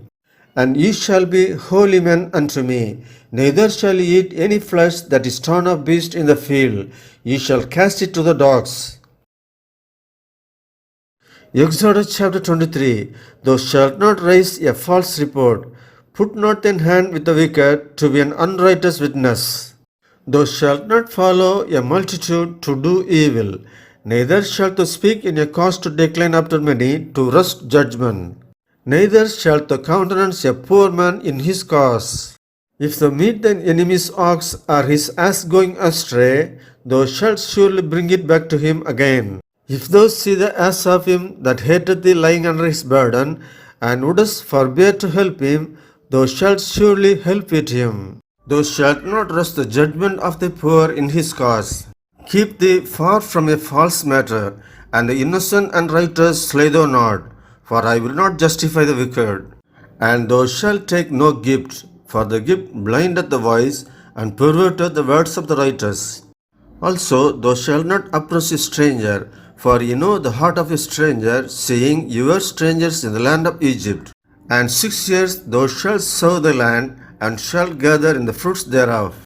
But the 7th year thou shalt let it rest and lie still, that the poor of the people may eat. And what they live, the beast of the field shall eat. In like manner thou shalt deal with the vineyard and with the oliveyard. 6 days thou shalt do thy work, and on the 7th day thou shalt rest, that thine ox and thine ass may rest, and the son of the handmaid and the stranger may be refreshed. And in all things that I have said unto you, be circumspect, and make no mention of the name of other gods, neither let it be heard out of thy mouth. 3 times thou shalt keep a feast unto me in the year. Thou shalt keep the feast of unleavened bread. Thou shalt eat unleavened bread 7 days, as I commanded thee in the time appointed of the month Abib. For in it thou camest out from Egypt, and none shall appear before me empty. And the feast of harvest, the firstfruits of thy labors, which thou hast sown in the field, and the feast of ingathering, which is in the end of the year, when thou hast gathered in the labors out of the field. 3 times in the year all thy males shall appear before the Lord God. Thou shalt not offer the blood of my sacrifice with leavened bread, neither shall the fat of my sacrifice remain until the morning. The first of the firstfruits of thy land thou shalt bring into the house of the Lord thy God. Thou shalt not seethe a kid in his mother's milk. Behold, I send an angel before thee, to keep thee in the way, and to bring thee into the place which I have prepared. Beware of him, and obey his voice, provoke him not, for he will not pardon your transgressions, for my name is in him. But if thou shalt indeed obey his voice, and do all that I speak, then I will be an enemy unto thine enemies, and an adversary unto thine adversaries. For mine angel shall go before thee, and bring thee in unto the Amorites, and the Hittites, and the Perizzites, and the Canaanites, the Hivites, and the Jebusites, and I will cut them off. Thou shalt not bow down to their gods, nor serve them, nor do after their works, but thou shalt utterly overthrow them, and quite break down their images. And ye shall serve the Lord your God, and he shall bless thy bread and thy water, and I will take sickness away from the midst of thee. There shall nothing cast their young, nor be barren in thy land. The number of thy days I will fulfill. I will send my fear before thee, and will destroy all the people to whom thou shalt come, and I will make all thine enemies turn their backs unto thee. And I will send hornets before thee, which shall drive out the Hivite, the Canaanite, and the Hittite from before thee. I will not drive them out from before thee in 1 year, lest the land become desolate, and the beasts of the field multiply against thee. By little and little I will drive them out from before thee, until thou be increased and inherit the land. And I will set thy bounds from the Red Sea even unto the sea of the Philistines, and from the desert unto the river. For I will deliver the inhabitants of the land into your hand, and thou shalt drive them out before thee. Thou shalt make no covenant with them, nor with their gods. They shall not dwell in thy land, lest they make thee sin against me. For if thou serve their gods, it will be surely a snare unto thee. Exodus chapter 24. And he said unto Moses, Come up unto the Lord, thou and Aaron, Nadab and Abihu, and 70 of the elders of Israel, and worship ye afar off. And Moses alone shall come near the Lord, but they shall not come nigh, neither shall the people go up with him. And Moses came and told the people all the words of the Lord and all the judgments. And all the people answered with one voice and said, All the words which the Lord has said will we do. And Moses wrote all the words of the Lord, and rose up early in the morning, and builded an altar under the hill, and 12 pillars according to the 12 tribes of Israel. And he sent young men of the children of Israel, which offered burnt offerings and sacrificed peace offerings of oxen unto the Lord. And Moses took half of the blood and put it in basins, and half of the blood he sprinkled on the altar. And he took the book of the covenant, and read in the audience of the people. And they said, All that the Lord has said will we do, and be obedient. And Moses took the blood and sprinkled it on the people, and said, Behold, the blood of the covenant which the Lord hath made with you concerning all these words. Then went up Moses and Aaron, Nadab and Abihu, and 70 of the elders of Israel, and they saw the God of Israel, and there was under his feet as it were a paved work of a sapphire stone, and as it were the body of heaven in his clearness. And upon the nobles of the children of Israel he laid not his hand. Also they saw God, and did eat and drink. And the Lord said unto Moses, Come up to me into the mount, and be there, and I will give thee tables of stones, and a law and commandments which I have written, that thou mayest teach them. And Moses rose up, and his minister Joshua, and Moses went up into the mount of God. And he said to the elders, Tarry here for us until we come again unto you. And behold, Aaron and Hur are with you. If any man have any matters to do, let him come unto them. And Moses went up into the mount, and a cloud covered the mount. And the glory of the Lord abode upon Mount Sinai, and the cloud covered it 6 days. And the seventh day he called unto Moses out of the midst of the cloud. And the sight of the glory of the Lord was like devouring fire on the top of the mount in the eyes of the children of Israel. And Moses went into the midst of the cloud, and gat him up into the mount. And Moses was in the mount 40 days and 40 nights. Exodus chapter 25. And the Lord spake unto Moses, saying, Speak unto the children of Israel, that they bring me an offering. Of every man that giveth it willingly with his heart, ye shall take my offering. And this is the offering which ye shall take of them: gold and silver and brass and blue and purple and scarlet and fine linen and goat's hair and ram skins dyed red and badger skins and shittim wood, oil for the light, spices for anointing oil and for sweet incense, onyx stones and stones to be set in the ephod and in the breastplate. And let them make me a sanctuary, that I may dwell among them, according to all that I shew thee, after the pattern of the tabernacle, and the pattern of all the instruments thereof, even so shall ye make it. And they shall make an ark of shittim wood. 2 cubits and a half shall be the length thereof, and a cubit and a half the breadth thereof, and a cubit and a half the height thereof. And thou shalt overlay it with pure gold, within and without shalt thou overlay it, and shalt make upon it a crown of gold round about. And thou shalt cast 4 rings of gold for it, and put them in the 4 corners thereof. And 2 rings shall be in the one side of it, and 2 rings in the other side of it. And thou shalt make staves of shittim wood, and overlay them with gold. And thou shalt put the staves into the rings by the sides of the ark, that the ark may be borne with them. The staves shall be in the rings of the ark, they shall not be taken from it. And thou shalt put into the ark the testimony which I shall give thee. And thou shalt make a mercy seat of pure gold. 2 cubits and a half shall be the length thereof, and a cubit and a half the breadth thereof. And thou shalt make 2 cherubims of gold, of beaten wood shalt thou make them, in the 2 ends of the mercy seat. And make 1 cherub on the one end, and the other cherub on the other end. Even of the mercy seat shall ye make the cherubims on the 2 ends thereof. And the cherubims shall stretch forth their wings on high, covering the mercy seat with their wings, and their faces shall look one to another. Toward the mercy seat shall the faces of the cherubims be. And thou shalt put the mercy seat above upon the ark. And in the ark thou shalt put the testimony that I shall give thee. And there I will meet thee, and I will commune with thee from above the mercy seat, from between the 2 cherubims which are upon the ark of the testimony, of all things which I will give thee in commandment unto the children of Israel. Thou shalt also make a table of shittim wood. 2 cubits shall be the length thereof, and a cubit the breadth thereof, and a cubit and a half the height thereof.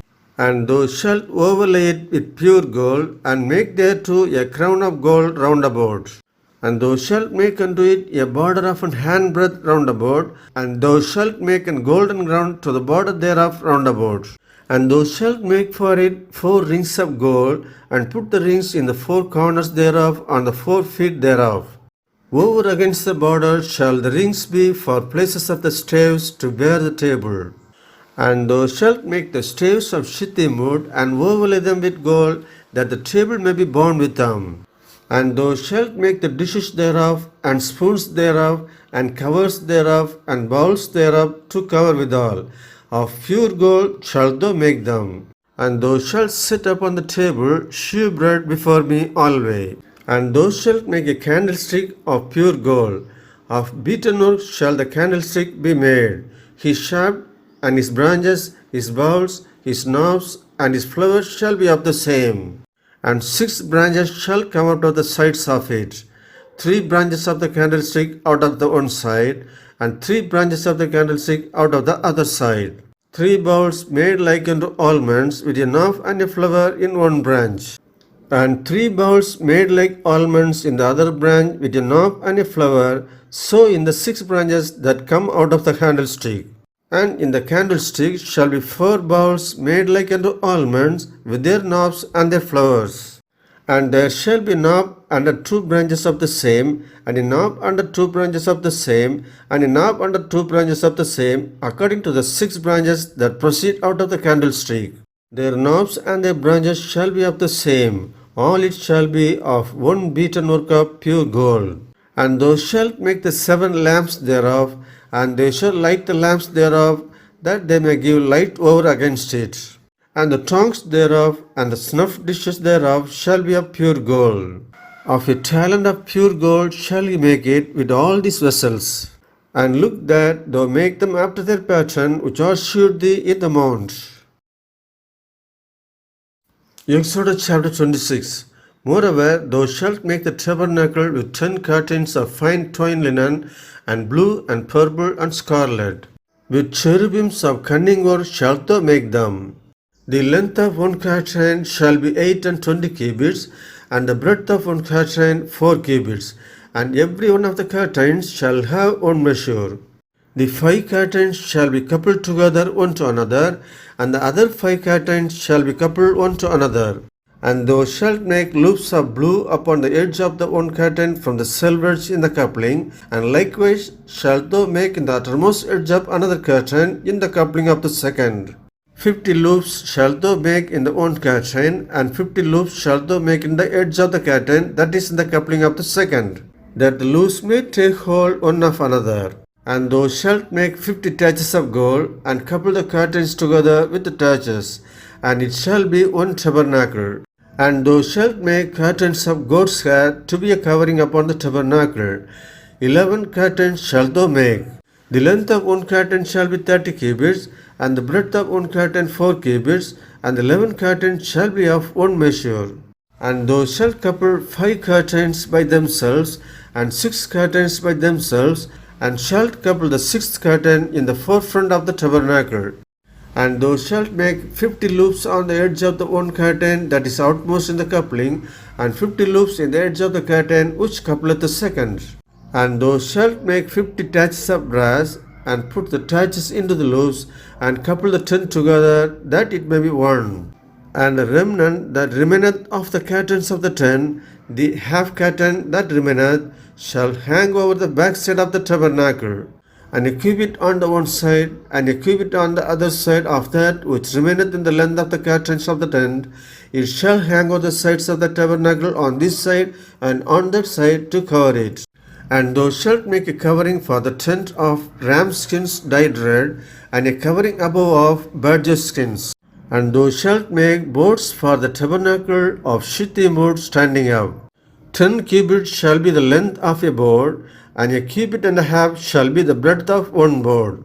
2 tenons shall be there in one board, set in order one against another. Thus shalt thou make for all the boards of the tabernacle. And thou shalt make the boards for the tabernacle 20 boards on the south side southward.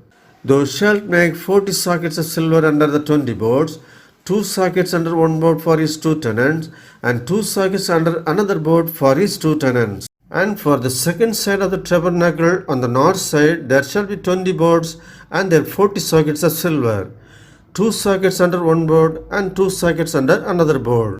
And for the sides of the tabernacle westward thou shalt make 6 boards, and 2 boards shalt thou make for the corners of the tabernacle in the 2 sides. And they shall be coupled together beneath, and they shall be coupled together above the head of it unto one ring. Thus shall it be for them both. They shall be for the 2 corners. And they shall be 8 boards, and their sockets of silver 16 sockets, 2 sockets under one board, and 2 sockets under another board. And thou shalt make bars of shittim wood, 5 for the boards of the one side of the tabernacle, and 5 bars for the boards of the other side of the tabernacle, and 5 bars for the boards of the side of the tabernacle for the 2 sides westward. And the middle bar in the midst of the board shall reach from end to end. And thou shalt overlay the boards with gold, and make their rings of gold for places for the bars, and thou shalt overlay the bars with gold. And thou shalt rear up the tabernacle according to the fashion thereof, which was shewed thee in the mount. And thou shalt make a veil of blue and purple and scarlet and fine twined linen of cunning work. With cherubims shall it be made. And thou shalt hang it upon 4 pillars of shittim wood overlaid with gold. Their hooks shall be gold upon the 4 sockets of silver. And thou shalt hang up the veil under the taches, that thou mayest bring in thither within the veil the ark of the testimony. And the veil shall divide unto you between the holy place and the most holy. And thou shalt put the mercy seat upon the ark of the testimony in the most holy place. And thou shalt set the table without the veil, and the candlestick over against the table on the side of the tabernacle toward the south. And thou shalt put the table on the north side. And thou shalt make an hanging for the door of the tent of blue and purple and scarlet and fine twined linen wrought with needlework. And thou shalt make for the hanging 5 pillars of shittim wood, and overlay them with gold, and their hooks shall be of gold. And thou shalt cast 5 sockets of brass for them. Exodus chapter 27. And thou shalt make an altar of shittim wood, 5 cubits long and 5 cubits broad. The altar shall be 4 square, and the height thereof shall be 3 cubits. And thou shalt make the horns of it upon the 4 corners thereof. His horns shall be of the same, and thou shalt overlay it with brass. And thou shalt make his pans to receive his ashes, and his shovels, and his basins, and his flesh cooks, and his firepans. All the vessels thereof thou shalt make of brass. And thou shalt make for it a grate of network of brass. And upon the net shalt thou make 4 brazen rings in the 4 corners thereof. And thou shalt put it under the canvas of the altar beneath, that the net may be even to the midst of the altar. And thou shalt make staves for the altar, staves of shittim wood, and overlay them with brass. And the staves shall be put into the rings, and the staves shall be upon the 2 sides of the altar to bear it. Hollow with boards shalt thou make it, as it was shewed thee in the mount, so shall they make it. And thou shalt make the court of the tabernacle. For the south side southward there shall be hangings for the court of the fine twined linen of 100 cubits long for one side. And the 20 pillars thereof and their 20 sockets shall be of brass.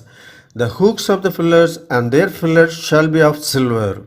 And likewise for the north side inland there shall be hangings of 100 cubits long, and his 20 pillars and their 20 sockets of brass. The hooks of the pillars and their fillets of silver. And for the breadth of the court on the west side shall be hangings of 50 cubits, their pillars 10, and the sockets 10. And the breadth of the court on the east side eastward shall be 50 cubits. The hangings of one side of the gate shall be 15 cubits, their pillars 3, and their sockets 3. And on the other side shall be hangings 15 cubits, their pillars 3, and their sockets 3.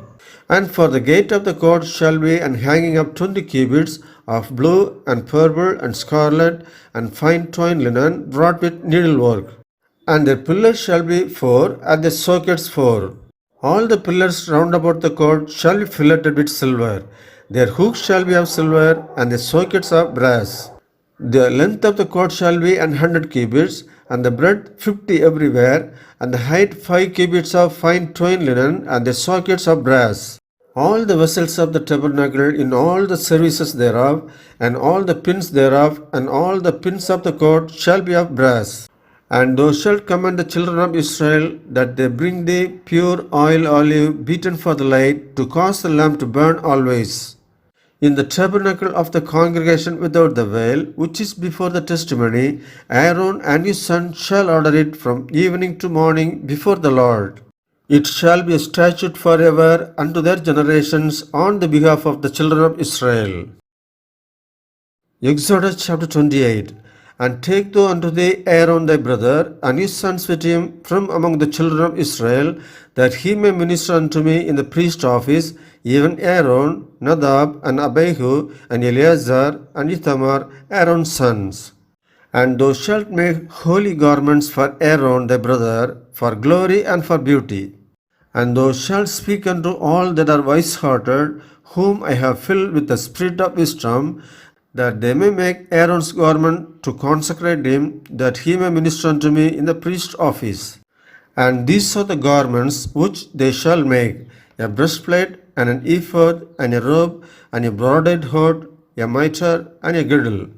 And they shall make holy garments for Aaron thy brother and his sons, that he may minister unto me in the priest's office. And they shall take gold, and blue, and purple, and scarlet, and fine linen. And they shall make the ephod of gold, of blue, and of purple, of scarlet, and fine twined linen with cunning work. It shall have the two shoulder pieces thereof joined at the two edges thereof, and so it shall be joined together. And the curious girdle of the ephod which is upon it shall be of the same according to the work thereof, even of gold, of blue, and purple, and scarlet, and fine twined linen. And thou shalt take 2 onyx stones, and grave on them the names of the children of Israel, 6 of their names on one stone, and the other 6 names of the rest on the other stone, according to their birth. With the work of an engraver in stone, like the engravings of a signet, shalt thou engrave the 2 stones with the names of the children of Israel. Thou shalt make them to be set in ouches of gold. And thou shalt put the 2 stones upon the shoulders of the ephod for stones of memorial unto the children of Israel. And Aaron shall bear their names before the Lord upon his 2 shoulders for a memorial. And thou shalt make ouches of gold, and 2 chains of pure gold at the ends. Of wreathen work shalt thou make them, and fasten the wreathen chains to the ouches. And thou shalt make the breastplate of judgment with cunning work. After the work of the ephod thou shalt make it, of gold, of blue, and of purple, and of scarlet, and of fine twined linen shalt thou make it. 4 it shall be, being double. A span shall be the length thereof, and a span shall be the breadth thereof. And thou shalt set in it settings of stones, even 4 rows of stones. The first row shall be a sardius, a topaz, and a carbuncle. This shall be the first row. And the second row shall be an emerald, a sapphire, and a diamond. And the third row a liquor, an agate, and an amethyst. And the 4th row a beryl, and an onyx, and a jasper. They shall be set in gold in their enclosings. And the stones shall be with the names of the children of Israel, 12 according to their names, like the engravings of a signet. Every one with his name shall they be according to the 12 tribes. And thou shalt make upon the breastplate chains at the end of wreathen work of pure gold. And thou shalt make upon the breastplate 2 rings of gold, and shalt put the 2 rings on the 2 ends of the breastplate. And thou shalt put the 2 wreathen chains of gold in the 2 rings which are on the ends of the breastplate. And the other 2 ends of the 2 wreathen chains thou shalt fasten in the 2 ouches, and put them on the shoulder pieces of the ephod before it. And thou shalt make 2 rings of gold, and thou shalt put them upon the 2 ends of the breastplate in the border thereof, which is in the side of the ephod inward. And 2 other rings of gold thou shalt make, and shalt put them on the 2 sides of the ephod underneath, toward the forepart thereof, over against the other coupling thereof, above the curious girdle of the ephod. And they shall bind the breastplate by the rings thereof unto the rings of the ephod with a lace of blue, that it may be above the curious girdle of the ephod, and that the breastplate be not loosed from the ephod. And Aaron shall bear the names of the children of Israel in the breastplate of judgment upon his heart, when he goeth in unto the holy place, for a memorial before the Lord continually. And thou shalt put in the breastplate of judgment the Urim and the Thummim, and they shall be upon Aaron's heart when he goeth in before the Lord. And Aaron shall bear the judgment of the children of Israel upon his heart before the Lord continually. And thou shalt make the robe of the ephod all of blue, and there shall be an hole in the top of it, in the midst thereof. It shall have a binding of woven work round about the whole of it, as it were the whole of an habergeon, that it be not rent.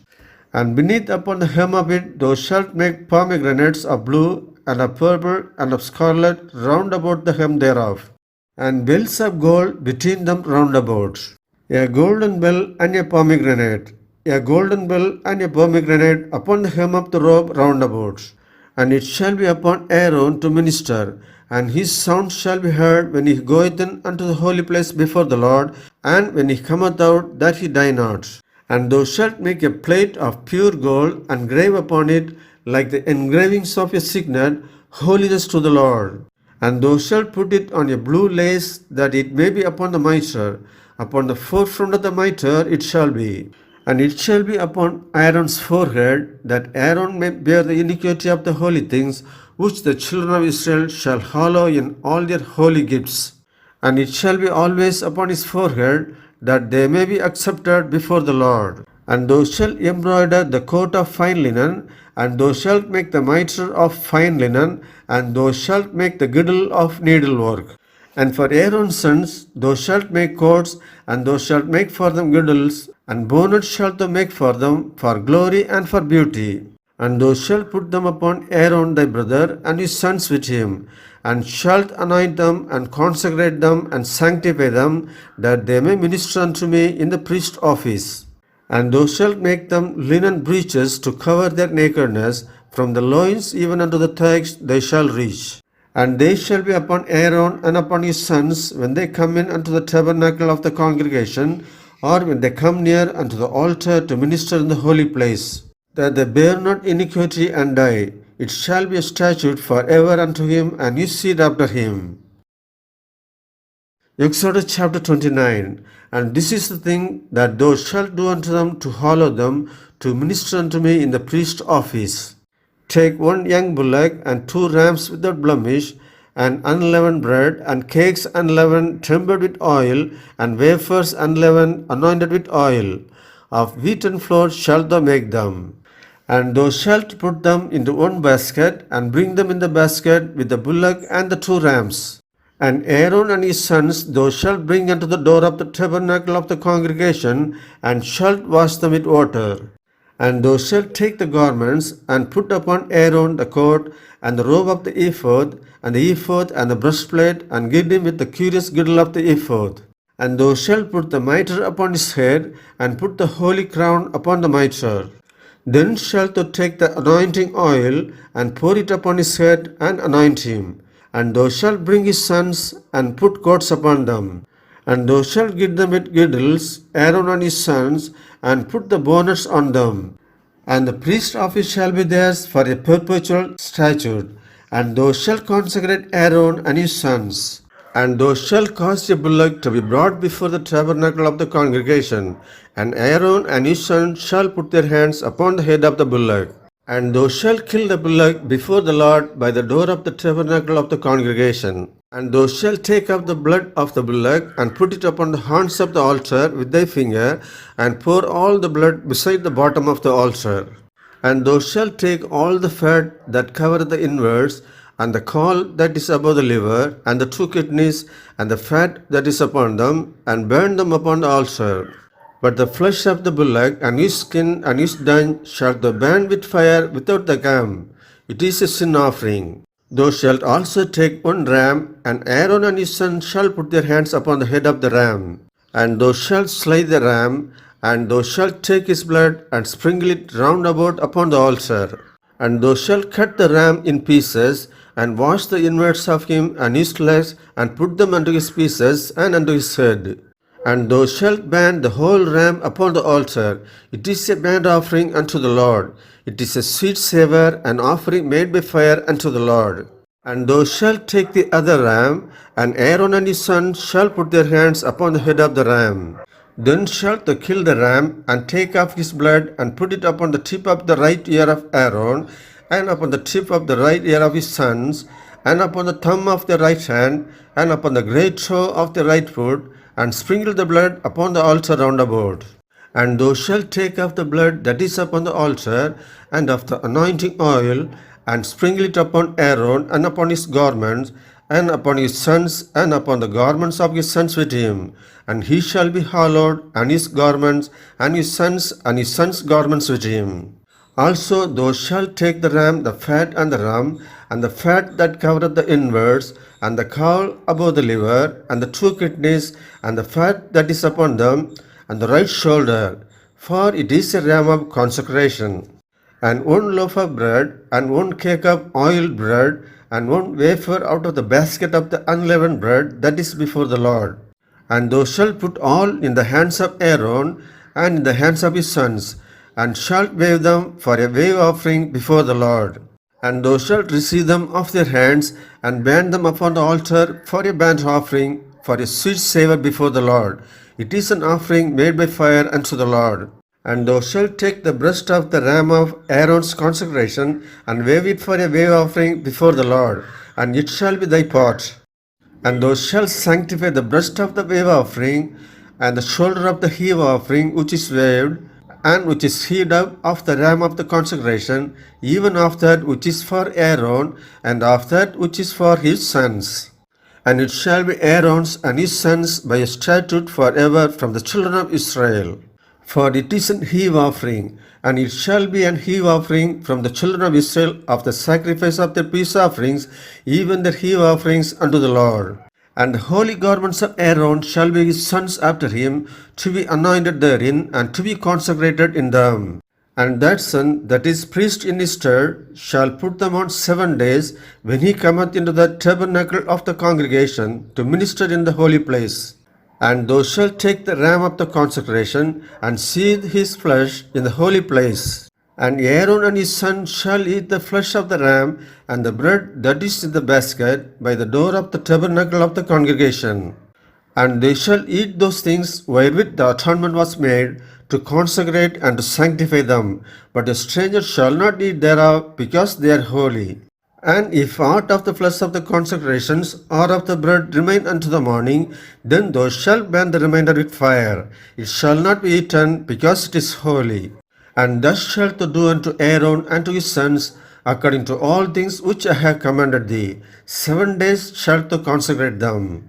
And thou shalt offer every day a bullock for a sin offering for atonement. And thou shalt cleanse the altar when thou hast made an atonement for it, and thou shalt anoint it to sanctify it. 7 days thou shalt make an atonement for the altar, and sanctify it, and it shall be an altar most holy. Whatsoever toucheth the altar shall be holy.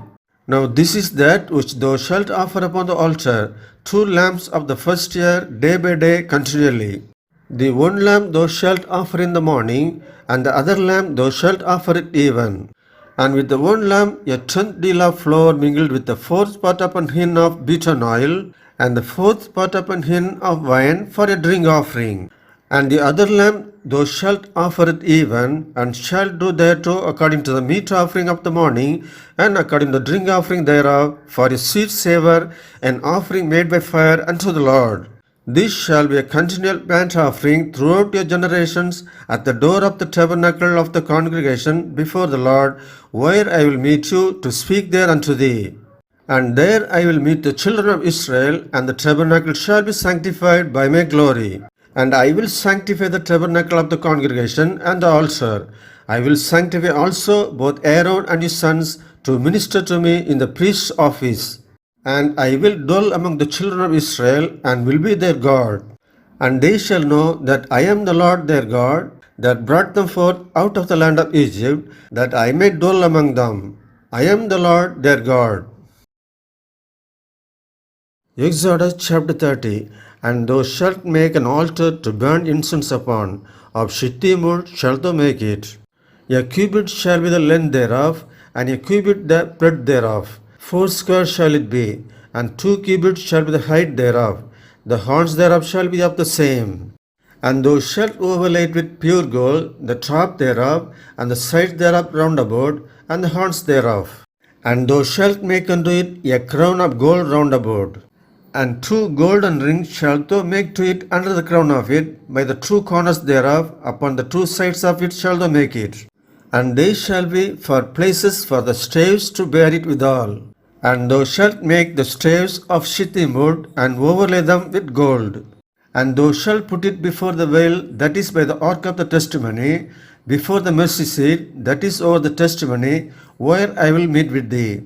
And Aaron shall burn thereon sweet incense every morning. When he dresseth the lamps, he shall burn incense upon it. And when Aaron lighteth the lamps at even, he shall burn incense upon it, a perpetual incense before the Lord throughout your generations. He shall offer no strange incense thereon, nor burnt sacrifice, nor meat offering, neither shall he pour drink offering thereon. And Aaron shall make an atonement upon the horns of it once in a year with the blood of the sin offerings of atonements. Once in the year shall ye make atonement upon it throughout your generations. It is most holy unto the Lord. And the Lord spake unto Moses, saying, When thou takest the sum of the children of Israel after their number, then shall they give every man a ransom for his soul unto the Lord when thou numberest them, that there be no plague among them when thou numberest them. This they shall give, every one that passeth among them that are numbered, half a shekel after the shekel of the sanctuary. A shekel is 20 gerahs, and half shekel shall be the offering of the Lord. Every one that passeth among them that are numbered, from 20 years old and above, shall give an offering unto the Lord.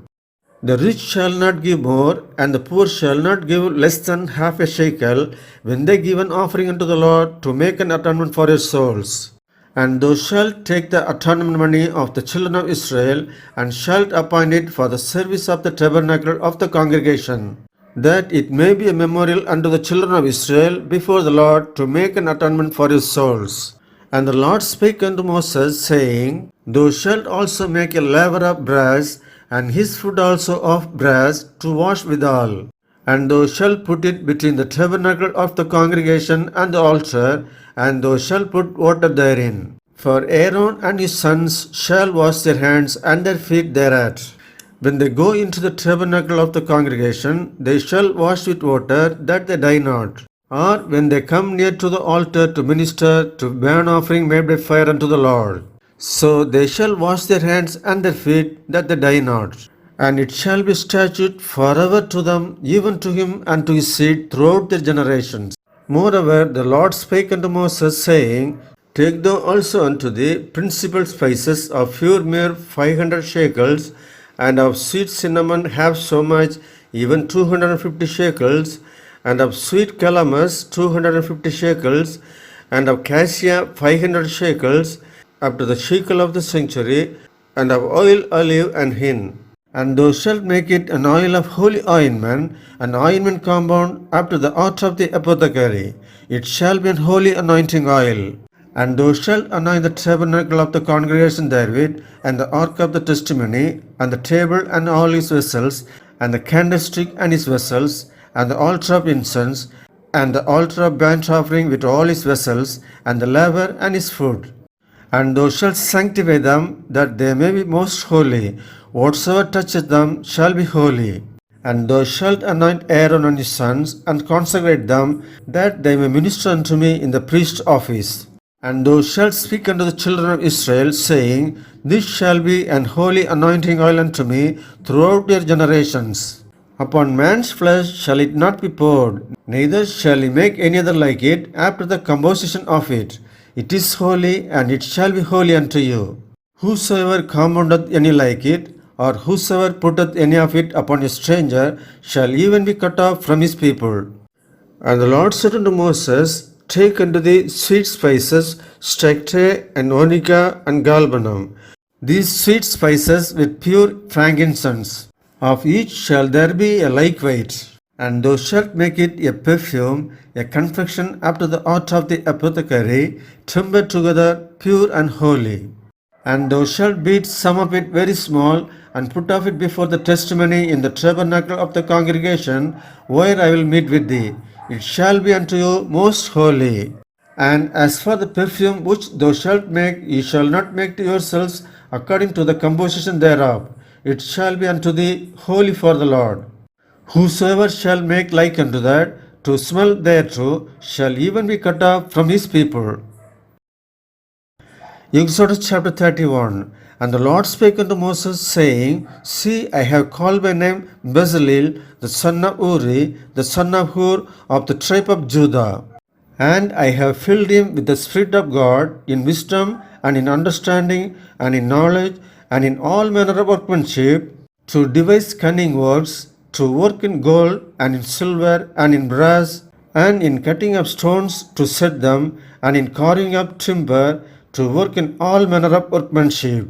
And I, behold, I have given with him Aholiab, the son of Ahishamach, of the tribe of Dan. And in the hearts of all that are wise-hearted I have put wisdom, that they may make all that I have commanded thee. the tabernacle of the congregation, and the ark of the testimony, and the mercy seat that is thereupon, and all the furniture of the tabernacle, and the table and his furniture, and the pure candlestick with all his furniture, and the altar of incense, and the altar of burnt offering with all his furniture, and the laver and his foot, and the cloths of service, and the holy garments for Aaron the priest, and the garments of his sons to minister in the priest office, and the anointing oil, and sweet incense for the holy place, according to all that I have commanded thee shall they do. And the Lord spake unto Moses, saying, Speak thou also unto the children of Israel, saying, Verily my Sabbath ye shall keep, for it is a sign between me and you throughout your generations, that ye may know that I am the Lord that does sanctify you. Ye shall keep the Sabbath therefore, for it is holy unto you. Everyone that defileth it shall surely be put to death. For whosoever doeth any work therein, that soul shall be cut off from among his people. 6 days may work be done, but in the seventh is the Sabbath of rest, holy to the Lord. Whosoever doeth any work in the Sabbath day, he shall surely be put to death. Wherefore the children of Israel shall keep the Sabbath, to observe the Sabbath throughout their generations, for a perpetual covenant. It is a sign between me and the children of Israel forever. For in 6 days the Lord made heaven and earth, and on the seventh day he rested and was refreshed. And he gave unto Moses, when he had made an end of communing with him upon Mount Sinai, 2 tables of testimony, tables of stone, written with the finger of God. Exodus chapter 32. And when the people saw that Moses delayed to come down out of the mount, the people gathered themselves together unto Aaron, and said unto him, Up, make us gods which shall go before us. For as for this Moses, the man that brought us up out of the land of Egypt, we wot not what is become of him. And Aaron said unto them, Break up the golden earrings which are in the ears of your wives, of your sons, and of your daughters, and bring them unto me. And all the people brake up the golden earrings which were in their ears, and brought them unto Aaron. And he received them at their hand, and fashioned it with a graving tool, after he had made it a molten calf. And they said, These be thy gods, O Israel, which brought thee up out of the land of Egypt. And when Aaron saw it, he built an altar before it, and Aaron made proclamation, and said, Tomorrow is a feast to the Lord. And they rose up early on the morrow, and offered burnt offerings, and brought peace offerings. And the people sat down to eat and to drink, and rose up to play. And the Lord said unto Moses, Go, get thee down, for the people which thou broughtest out of the land of Egypt have corrupted themselves. They have turned aside quickly out of the way which I commanded them. They have made them a molten calf, and have worshipped it, and have sacrificed thereunto, and said, These be thy gods, O Israel, which have brought thee up out of the land of Egypt. And the Lord said unto Moses, I have seen this people, and behold, it is a stiff-necked people. Now therefore let me alone, that my wrath may wax hot against them, and that I may consume them, and I will make of thee a great nation. And Moses besought the Lord his God, and said, Lord, why doth thy wrath wax hot against the people, which thou hast brought forth out of the land of Egypt, with great power and with a mighty hand? Wherefore should the Egyptians speak and say, For mischief did he bring them out, to slay them in the mountains, and to consume them from the face of the earth? Turn from their fierce wrath, and repent of this evil against the people.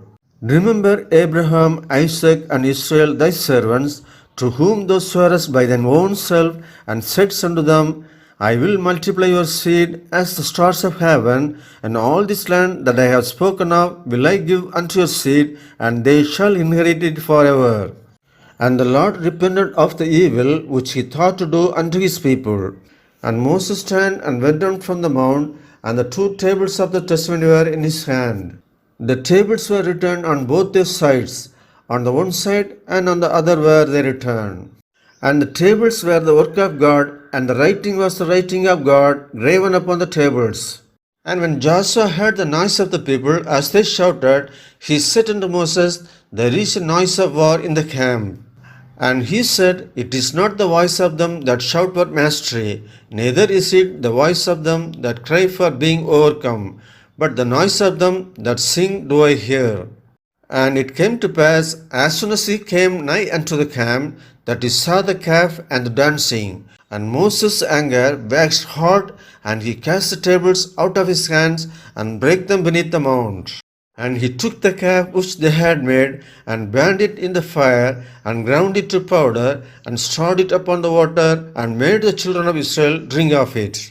And Moses said unto Aaron, What did this people unto thee, that thou hast brought so great a sin upon them? And Aaron said, Let not the anger of my Lord wax hot. Thou knowest the people that they are set on mischief. For they said unto me, Make us gods, which shall go before us.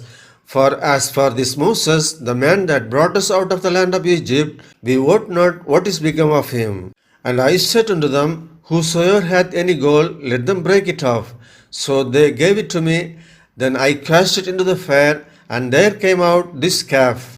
And when Moses saw that the people were naked, for Aaron had made them naked unto their shame among their enemies, then Moses stood in the gate of the camp and said, Who is on the Lord's side? Let him come unto me. And all the sons of Levi gathered themselves together unto him. And he said unto them, Thus saith the Lord God of Israel, Put every man his sword by his side, and go in and out from gate to gate throughout the camp, and slay every man his brother, and every man his companion, and every man his neighbor. And the children of Levi did according to the word of Moses, and there fell of the people that day about 3,000 men. For Moses had said, Consecrate yourselves today to the Lord, even every man upon his son and upon his brother, that he may bestow upon you a blessing this day. And it came to pass on the morrow that Moses said unto the people, Ye have sinned a great sin, and now I will go up unto the Lord, peradventure I shall make an atonement for your sin. And Moses returned unto the Lord and said, Oh, these people have sinned a great sin, and have made them gods of gold. Yet now, if thou wilt forgive their sin, and if not, blot me, I pray thee, out of thy book which thou hast written. And the Lord said unto Moses, Whosoever hath sinned against me, him will I blot out of my book. Therefore now go, lead the people unto the place of which I have spoken unto thee. Behold, mine angel shall go before thee. Nevertheless, in the day when I will visit their sin upon them. And the Lord plagued the people, because they made the calf which Aaron made. Exodus chapter 33. And the Lord said unto Moses, Depart, and go up hence, thou and the people which thou hast brought up out of the land of Egypt, and to the land which I swear unto Abraham, to Isaac, and to Jacob, saying, Unto thy seed will I give it. And I will send an angel before thee, and I will drive out the Canaanites, the Amorite, and the Hittite, and the Perizzites, the Hivite, and the Jebusite, unto a land flowing with milk and honey. For I will not go up in the midst of thee, for thou art a stiff-necked people, lest I consume thee in the way. And when the people heard these evil tidings, they mourned, and no man did put on him his ornaments. For the Lord had said unto Moses, Say unto the children of Israel, Ye are a stiff-necked people. I will come up into the midst of thee in a moment, and consume thee. Therefore now put off thy ornaments from thee, that I may know what to do unto thee. And the children of Israel stripped themselves of their ornaments by the Mount Horeb. And Moses took the tabernacle, and pitched it without the camp, afar off from the camp, and called it the tabernacle of the congregation. And it came to pass that everyone which sought the Lord went out unto the tabernacle of the congregation, which was without the camp. And it came to pass, when Moses went out unto the tabernacle, that all the people rose up and stood every man at his tent door, and looked after Moses until he was gone into the tabernacle. And it came to pass, as Moses entered into the tabernacle, the cloudy pillar descended and stood at the door of the tabernacle, and the Lord talked with Moses. And all the people saw the cloudy pillar stand at the tabernacle door, and all the people rose up and worshipped, every man in his tent door. And the Lord spake unto Moses face to face, as a man speaketh unto his friend. And he turned again into the camp. But his servant Joshua, the son of Nun, a young man, departed not out of the tabernacle. And Moses said unto the Lord, See, thou sayest unto me, Bring up this people. And thou hast not let me know whom thou wilt send with me. Yet thou hast said, I know thee by name, and thou hast also found grace in my sight.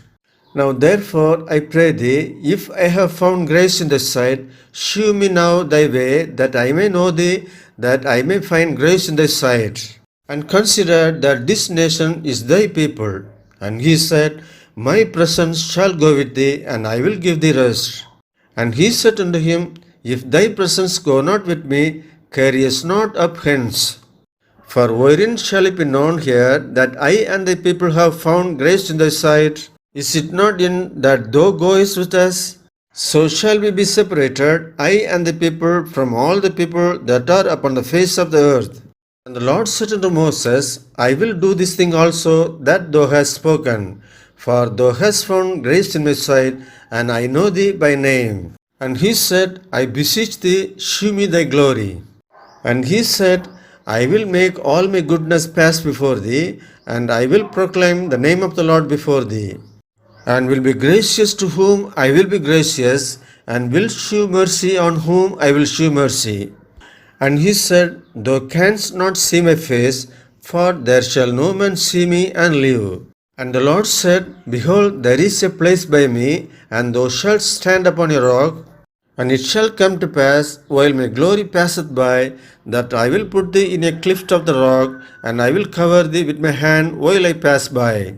And I will take away mine hand, and thou shalt see my back parts, but my face shall not be seen. Exodus chapter 34. And the Lord said unto Moses, Hew thee 2 tables of stone like unto the first, and I will write upon these tables the words that were in the first tables, which thou breakest. And be ready in the morning, and come up in the morning unto Mount Sinai, and present thyself there to me in the top of the mount. And no man shall come up with thee, neither let any man be seen throughout all the mount, neither let the flocks nor herds feed before that mount. And he hewed 2 tables of stones like unto the first. And Moses rose up early in the morning, and went up unto Mount Sinai, as the Lord had commanded him, and took in his hand the 2 tables of stone. And the Lord descended in the cloud, and stood with him there, and proclaimed the name of the Lord. And the Lord passed by before him, and proclaimed, the Lord God, merciful and gracious, long-suffering, and abundant in goodness and truth, keeping mercy for thousands, forgiving iniquity and transgression and sin, and that will by no means clear the guilty, visiting the iniquity of the fathers upon the children, and upon the children's children, unto the 3rd and to the 4th generation. And Moses made haste, and bowed his head toward the earth, and worshipped. And he said, If now I have found grace in thy sight, O Lord, let my Lord, I pray thee, go among us. For it is a stiff-necked people, and pardon our iniquity and our sin, and take us for thine inheritance. And he said, Behold, I make a covenant. Before all the people I will do marvels, such as have not been done in all the earth, nor in any nation. And all the people among which thou art shall see the work of the Lord. For it is a terrible thing that I will do with thee. Observe thou that which I command thee this day. Behold, I drive out before thee the Amorite, and the Canaanite, and the Hittite, and the Perizzite, and the Hivite, and the Jebusite. Take heed to thyself, lest thou make a covenant with the inhabitants of the land whither thou goest, lest it be for a snare in the midst of thee. But ye shall destroy their altars, break their images, and cut down their groves. For thou shalt worship no other God. For the Lord, whose name is jealous, is a jealous God. Lest thou make a covenant with the inhabitants of the land, and they go a whoring after their gods, and do sacrifice unto their gods, and one call thee, and thou eat of his sacrifice, and thou take of the daughters unto thy sons, and their daughters go a whoring after their gods, and make thy sons go a whoring after their gods. Thou shalt make thee no molten gods. The feast of unleavened bread shalt thou keep. 7 days thou shalt eat unleavened bread, as I commanded thee in the time of the month Abib. For in the month Abib thou camest out from Egypt. All that openeth the matrix is mine, and every firstling among the cattle, whether ox or sheep, that is male. But the firstling of an ass thou shalt redeem with a lamb, and if thou redeem him not, then shalt thou break his neck. All the firstborn of the son shalt thou redeem, and none shall appear before me empty. 6 days thou shalt work, but on the seventh day thou shalt rest. In yearing time and in harvest thou shalt rest. And thou shalt observe the feast of weeks, of the firstfruits of wheat harvest, and the feast of ingathering at the year's end. Thrice in the year shall all your men children appear before the Lord God, the God of Israel. For I will cast out the nations before thee, and enlarge thy borders. Neither shall any man desire the land, when thou shalt go up to appear before the Lord thy God thrice in the year. Thou shalt not offer the blood of my sacrifice with leaven, neither shall the sacrifice of the feast of the Passover be left unto the morning. The first of the firstfruits of the land thou shalt bring unto the house of the Lord thy God.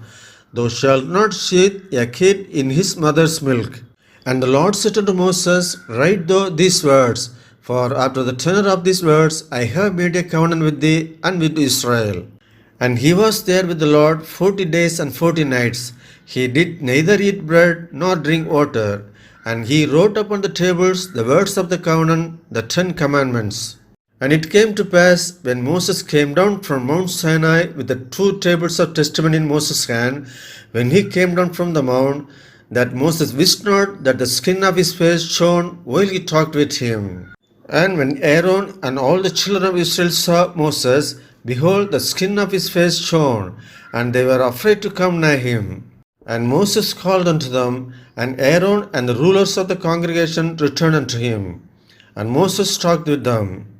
And afterward all the children of Israel came nigh, and he gave them in commandment all that the Lord had spoken with him in Mount Sinai. And till Moses had done speaking with them, he put a veil on his face.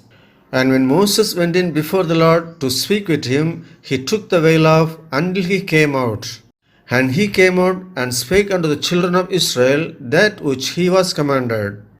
And the children of Israel saw the face of Moses, that the skin of Moses' face shone. And Moses put the veil upon his face again until he went in to speak with him. Exodus chapter 35. And Moses gathered all the congregation of the children of Israel together, and said unto them, These are the words which the Lord hath commanded, that ye should do them. 6 days shall work be done, but on the seventh day there shall be to you an holy day, a Sabbath of rest to the Lord. Whosoever doeth work therein shall be put to death. Ye shall kindle no fire throughout your habitations upon the Sabbath day. And Moses spake unto all the congregation of the children of Israel, saying, This is the thing which the Lord commanded, saying, Take ye from among you an offering unto the Lord. Whosoever is of a willing heart, let him bring it, an offering of the Lord. Gold and silver and brass and blue and purple and scarlet and fine linen and goat's hair and ram skin dyed red and badger skins and shittim wood and oil for the light and spices for anointing oil and for the sweet incense and onyx stones and stones which set for the ephod and for the breastplate. And every wise-hearted among you shall come and make all that the Lord hath commanded. The tabernacle, his tent and his covering, his statues and his boards, his bars, his pillars and his sockets, the ark and the staves thereof with the mercy seat and the veil of the covering, the table and his staves and all his vessels and the shewbread, the candlestick also for the light and his furniture and his lamps with the oil for the light and the incense altar and his staves and the anointing oil and the sweet incense and the hanging for the door at the entering in of the tabernacle, the altar of burnt offering with his brazen grate, his staves and all his vessels, the laver and his food, the hangings of the court, his pillars and their sockets, and the hanging for the door of the court, the pins of the tabernacle, and the pins of the court and their cords, the cloths of service to do service in the holy place, the holy garments for Aaron the priest, and the garments of his sons to minister in the priest office, And all the congregation of the children of Israel departed from the presence of Moses. And they came, everyone whose heart stirred him up, and everyone whom his spirit made willing, and they brought the Lord's offering to the work of the tabernacle of the congregation, and for all his service, and for the holy garments. And they came, both men and women, as many as were willing hearted, and brought bracelets and earrings and rings and tablets, all jewels of gold. And every man that offered an offering of gold unto the Lord. And every man with whom was found blue and purple and scarlet and fine linen and goat's hair and red skins of rams and badger skins brought them. Everyone that did offer an offering of silver and brass brought the Lord's offering. And every man with whom was found shittimur for any work of the service brought it. And all the women that were wise-hearted did spin with their hands, and brought that which they had spun, both of blue, and of purple, and of scarlet, and of fine linen. And all the women whose God stirred them up in wisdom spun goat's hair. And the rulers brought onyx stones, and stones to be set for the ephod, and for the breastplate, and spice and oil for the light, and for the anointing oil, and for the sweet incense. The children of Israel brought a willing offering unto the Lord, every man and woman, whose heart made them willing to bring for all manner of work, which the Lord had commanded to be made by the hand of Moses. And Moses said unto the children of Israel, See, the Lord hath called by name Bezaleel, the son of Uri, the son of Hur, of the tribe of Judah, and he hath filled him with the Spirit of God, in wisdom, in understanding, and in knowledge, and in all manner of workmanship, and to devise curious works, to work in gold, and in silver, and in brass, and in the cutting of stones, to set them, and in carving of wood, to make any manner of cunning work. And he hath put in his heart that he may teach both he and Aholiab, the son of Ahishamach, of the tribe of Dan.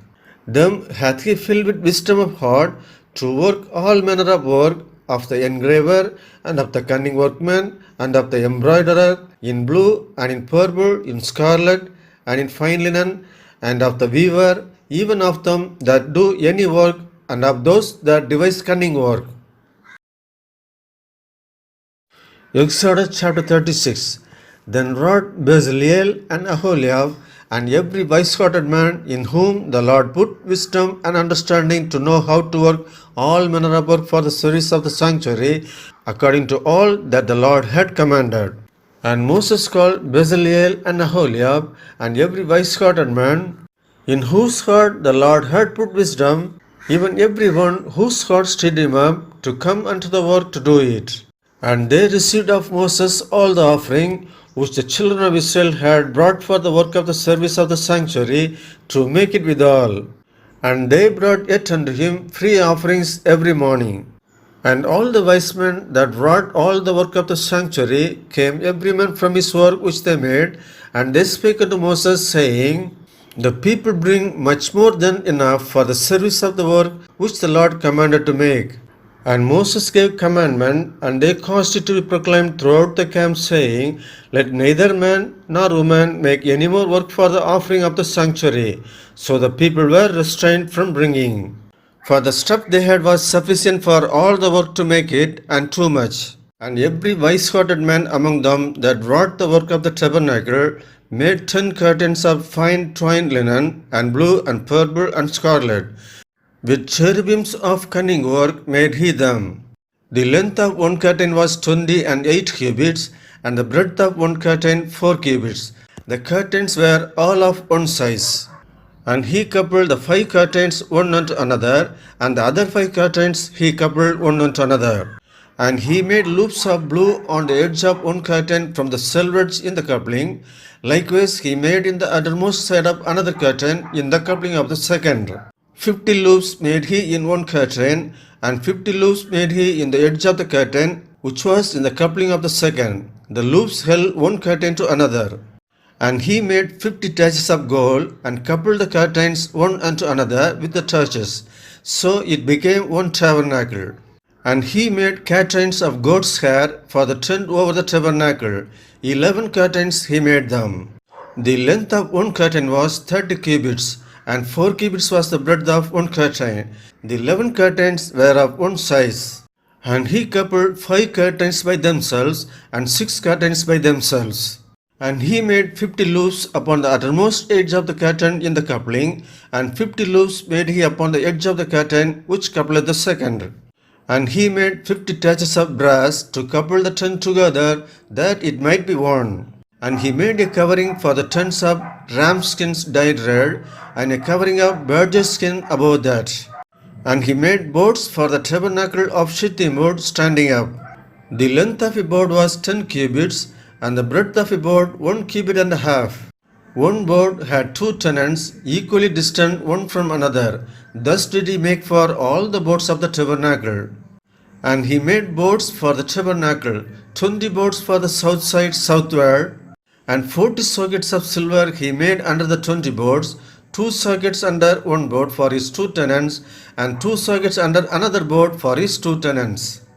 And for the other side of the tabernacle, which is toward the north corner, he made 20 boards, and there 40 sockets of silver, 2 sockets under one board, and 2 sockets under another board.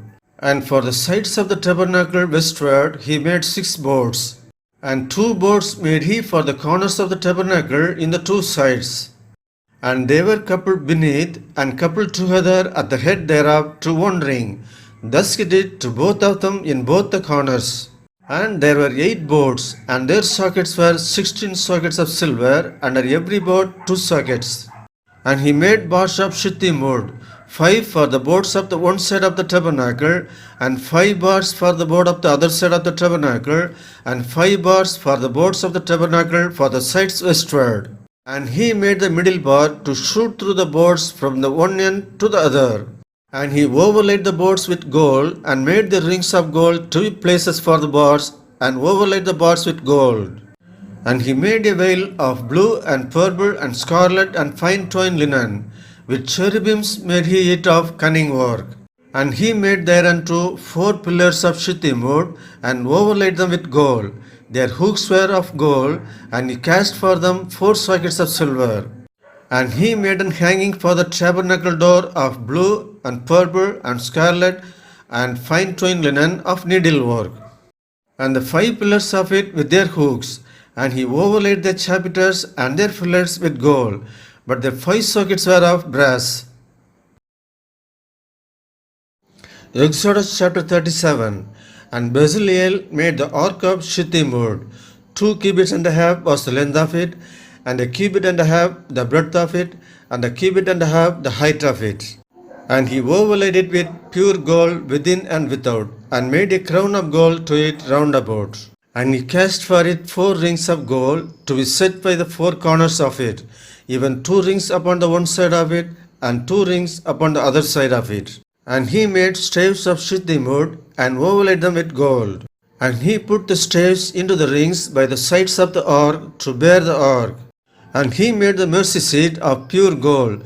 2 cubits and a half was the length thereof, and 1 cubit and a half the breadth thereof.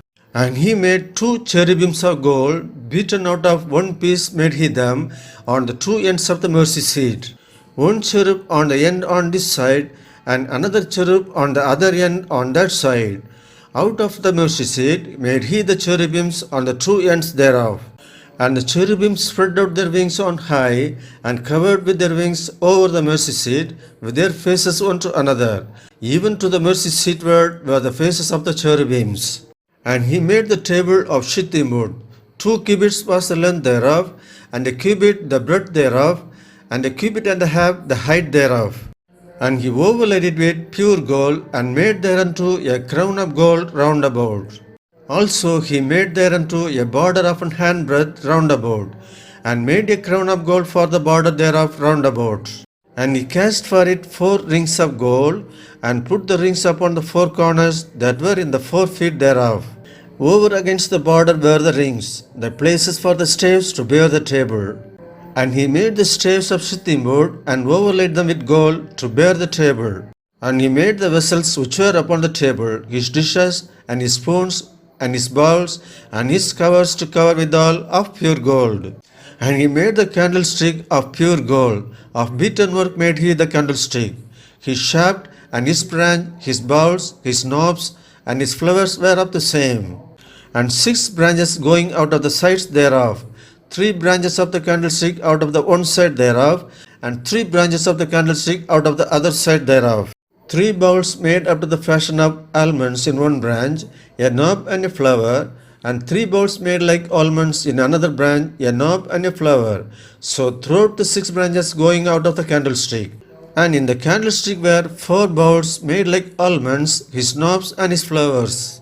And a knob under 2 branches of the same, and a knob under 2 branches of the same, and a knob under 2 branches of the same, according to the 6 branches going out of it. Their knobs and their branches were of the same. All of it was one beaten work of pure gold. And he made his 7 lamps, and his snuffers, and his snuff dishes of pure gold. Of a talent of pure gold made he it, and all the vessels thereof. And he made the incense altar of shittim wood. The length of it was a cubit, and the breadth of it a cubit. It was 80, and 2 cubits was the height of it. The horns thereof were of the same. And he overlaid it with pure gold, both the top of it, and the side thereof round about, and the horns of it. Also he made unto it a crown of gold round about. And he made 2 rings of gold for it under the crown thereof, by the 2 corners of it, upon the 2 sides thereof, to be places for the staves to bear it withal. And he made the staves of shittim wood, and overlaid them with gold. And he made the holy anointing oil, and the pure incense of sweet spices, according to the work of the apothecary. Exodus chapter 38. And he made the altar of burnt offering of shittim wood. 5 cubits was the length thereof, and 5 cubits the breadth thereof. It was 80, and 3 cubits the height thereof. And he made the horns thereof on the 4 corners of it. The horns thereof were of the same. And he overlaid it with brass. And he made all the vessels of the altar, the pots, and the shovels, and the basins, and the flesh cooks, and the fire pans. All the vessels thereof made he of brass. And he made for the altar a brazen grate of network under the canvas thereof beneath unto the midst of it. And he cast 4 rings for the 4 ends of the grate of brass to be places for the staves. And he made the staves of shittim wood, and overlaid them with brass. And he put the staves into the rings on the sides of the altar to bear it withal. He made the altar hollow with boards. And he made the laver of brass, and the foot of it of brass, of the looking glasses of the women assembling, which assembled at the door of the tabernacle of the congregation. And he made the court.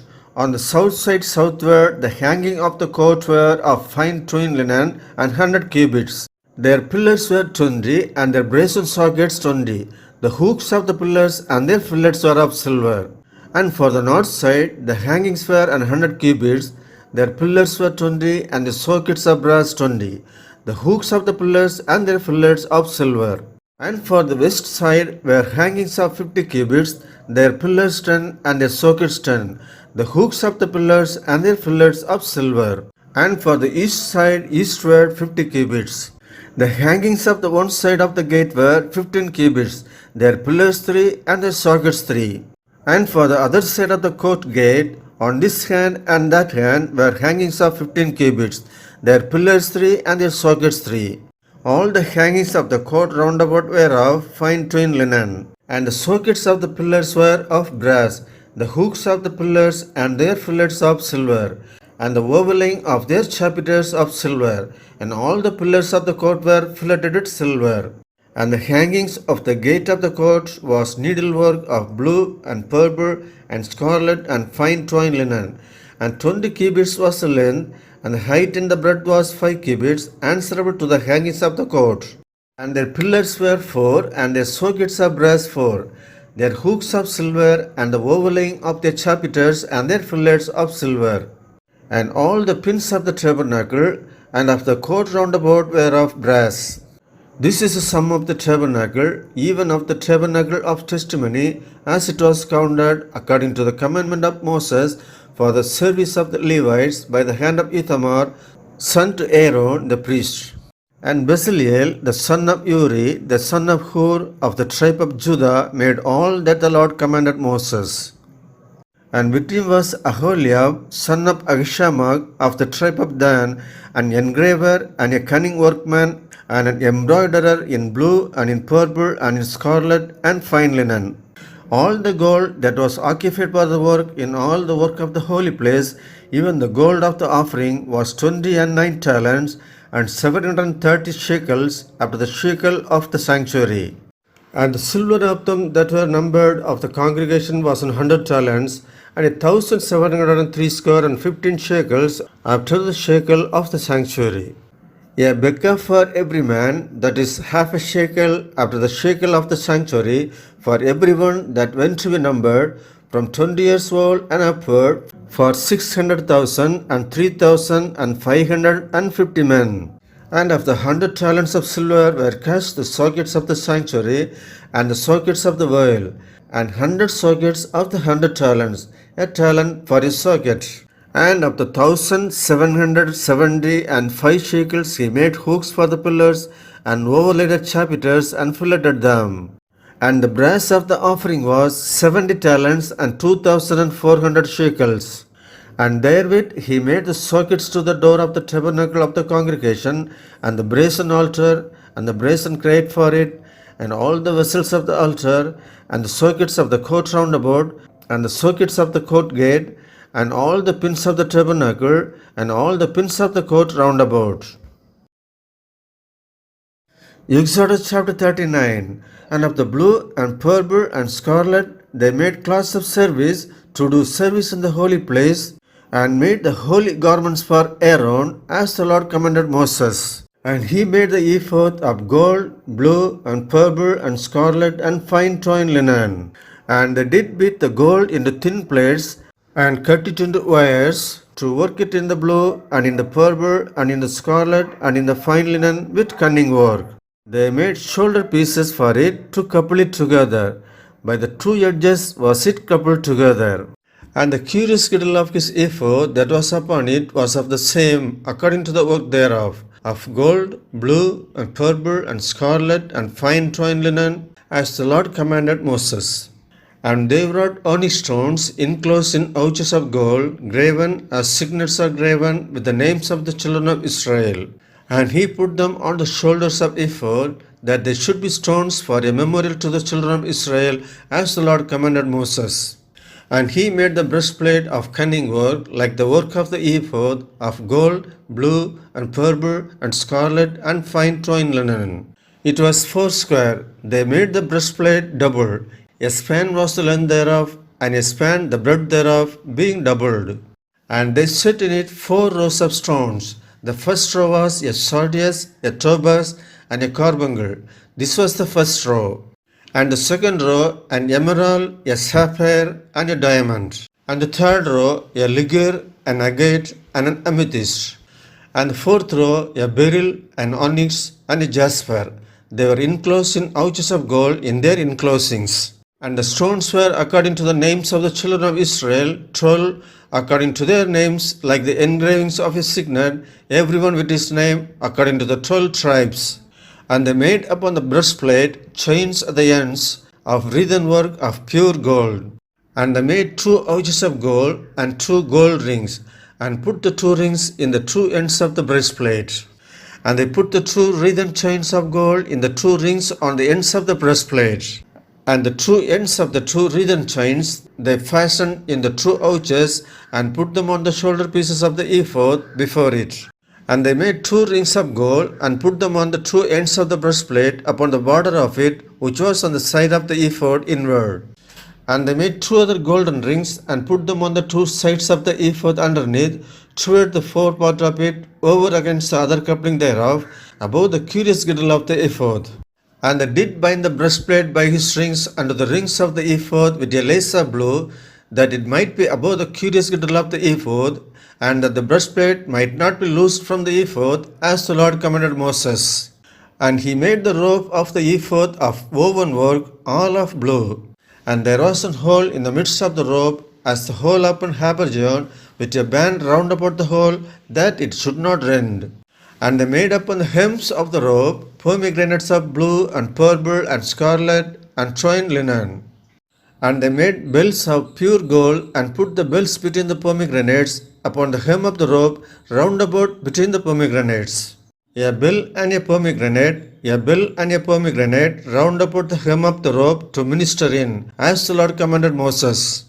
And they made coats of fine linen of woven work for Aaron and for his sons, and a mitre of fine linen, and goodly bonnets of fine linen, and linen breeches of fine twined linen, and a girdle of fine twined linen, and blue and purple and scarlet of needlework, as the Lord commanded Moses.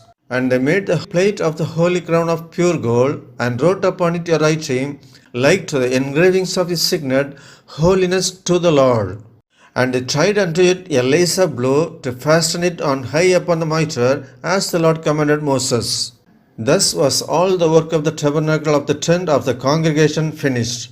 And the children of Israel did according to all that the Lord commanded Moses, so did they. And they brought the tabernacle unto Moses, the tent and all his furniture, his statues, his boards, his bars, and his pillars, and his sockets, and the covering of ram skin dyed red, and the covering of the bird's skin, and the veil of the covering, the ark of the testimony, and the staves thereof, and the mercy seat, the table, and all the vessels thereof, and the shewbread, the pure candlestick with the lamps thereof, even with the lamps to be set in order, and all the vessels thereof, and the oil for light, and the golden altar, and the anointing oil, and the sweet incense, and the hanging for the tabernacle door, the brazen altar, and his grate of brass, his staves, and all his vessels, the laver and his food, the hangings of the court, his pillars, and his sockets, and the hangings for the court gate, his cords, and his pins, and all the vessels of the service of the tabernacle for the tent of the congregation, the cloths of service to do service in the holy place, and the holy garments for Aaron the priest, and his sons' garments to minister in the priest office. According to all that the Lord commanded Moses, so the children of Israel made all the work. And Moses did look upon all the work, and behold, they had done it as the Lord had commanded, even so had they done it. And Moses blessed them. Exodus chapter 40. And the Lord spake unto Moses, saying, On the first day of the first month shalt thou set up the tabernacle of the tent of the congregation. And thou shalt put therein the ark of the testimony, and cover the ark with the veil. And thou shalt bring in the table, and set in order the things that are to be set in order upon it. And thou shalt bring in the candlestick, and light the lamps thereof. And thou shalt set the altar of gold for the incense before the ark of the testimony, and put the hangings of the door to the tabernacle. And thou shalt set the altar of the burnt offering before the door of the tabernacle of the tent of the congregation. And thou shalt set the laver between the tent of the congregation and the altar, and shalt put water therein. And thou shalt set up the court round about, and hang up the hanging at the court gate. And thou shalt take the anointing oil, and anoint the tabernacle and all that is therein, and shalt hallow it, and all the vessels thereof, and it shall be holy. And thou shalt anoint the altar of the burnt offering and all his vessels, and sanctify the altar, and it shall be an altar most holy. And thou shalt anoint the laver and his food, and sanctify it. And thou shalt bring Aaron and his sons unto the door of the tabernacle of the congregation, and wash them with water. And thou shalt put upon Aaron the holy garments, and anoint him, and sanctify him, that he may minister unto me in the priest office. And thou shalt bring his sons, and clothe them with coats. And thou shalt anoint them as thou didst anoint their father, that they may minister unto me in the priest office. For their anointing shall surely be an everlasting priesthood throughout their generations. Thus did Moses, according to all that the Lord commanded him, so did he. And it came to pass in the first month, in the second year, on the first day of the month, that the tabernacle was reared up. And Moses reared up the tabernacle, and fastened his sockets, and set up the boards thereof, and put in the bars thereof, and reared up his pillars. And he spread abroad the tent over the tabernacle, and put the covering of the tent above upon it, as the Lord commanded Moses. And he took and put the testimony into the ark, and set the staves on the ark, and put the mercy seat above upon the ark. And he brought the ark into the tabernacle, and set up the veil of the covering, and covered the ark of the testimony, as the Lord commanded Moses. And he put the table in the tent of the congregation upon the side of the tabernacle northward without the veil. And he set the bread in order upon it before the Lord, as the Lord had commanded Moses. And he put the candlestick in the tent of the congregation over against the table on the side of the tabernacle southward. And he lighted the lamps before the Lord, as the Lord commanded Moses. And he put the golden altar in the tent of the congregation before the veil, and he burned sweet incense thereon, as the Lord commanded Moses. And he set up the hanging at the door of the tabernacle. And he put the altar of burnt offering by the door of the tabernacle of the tent of the congregation, and offered upon it the burnt offering and the meat offering, as the Lord commanded Moses.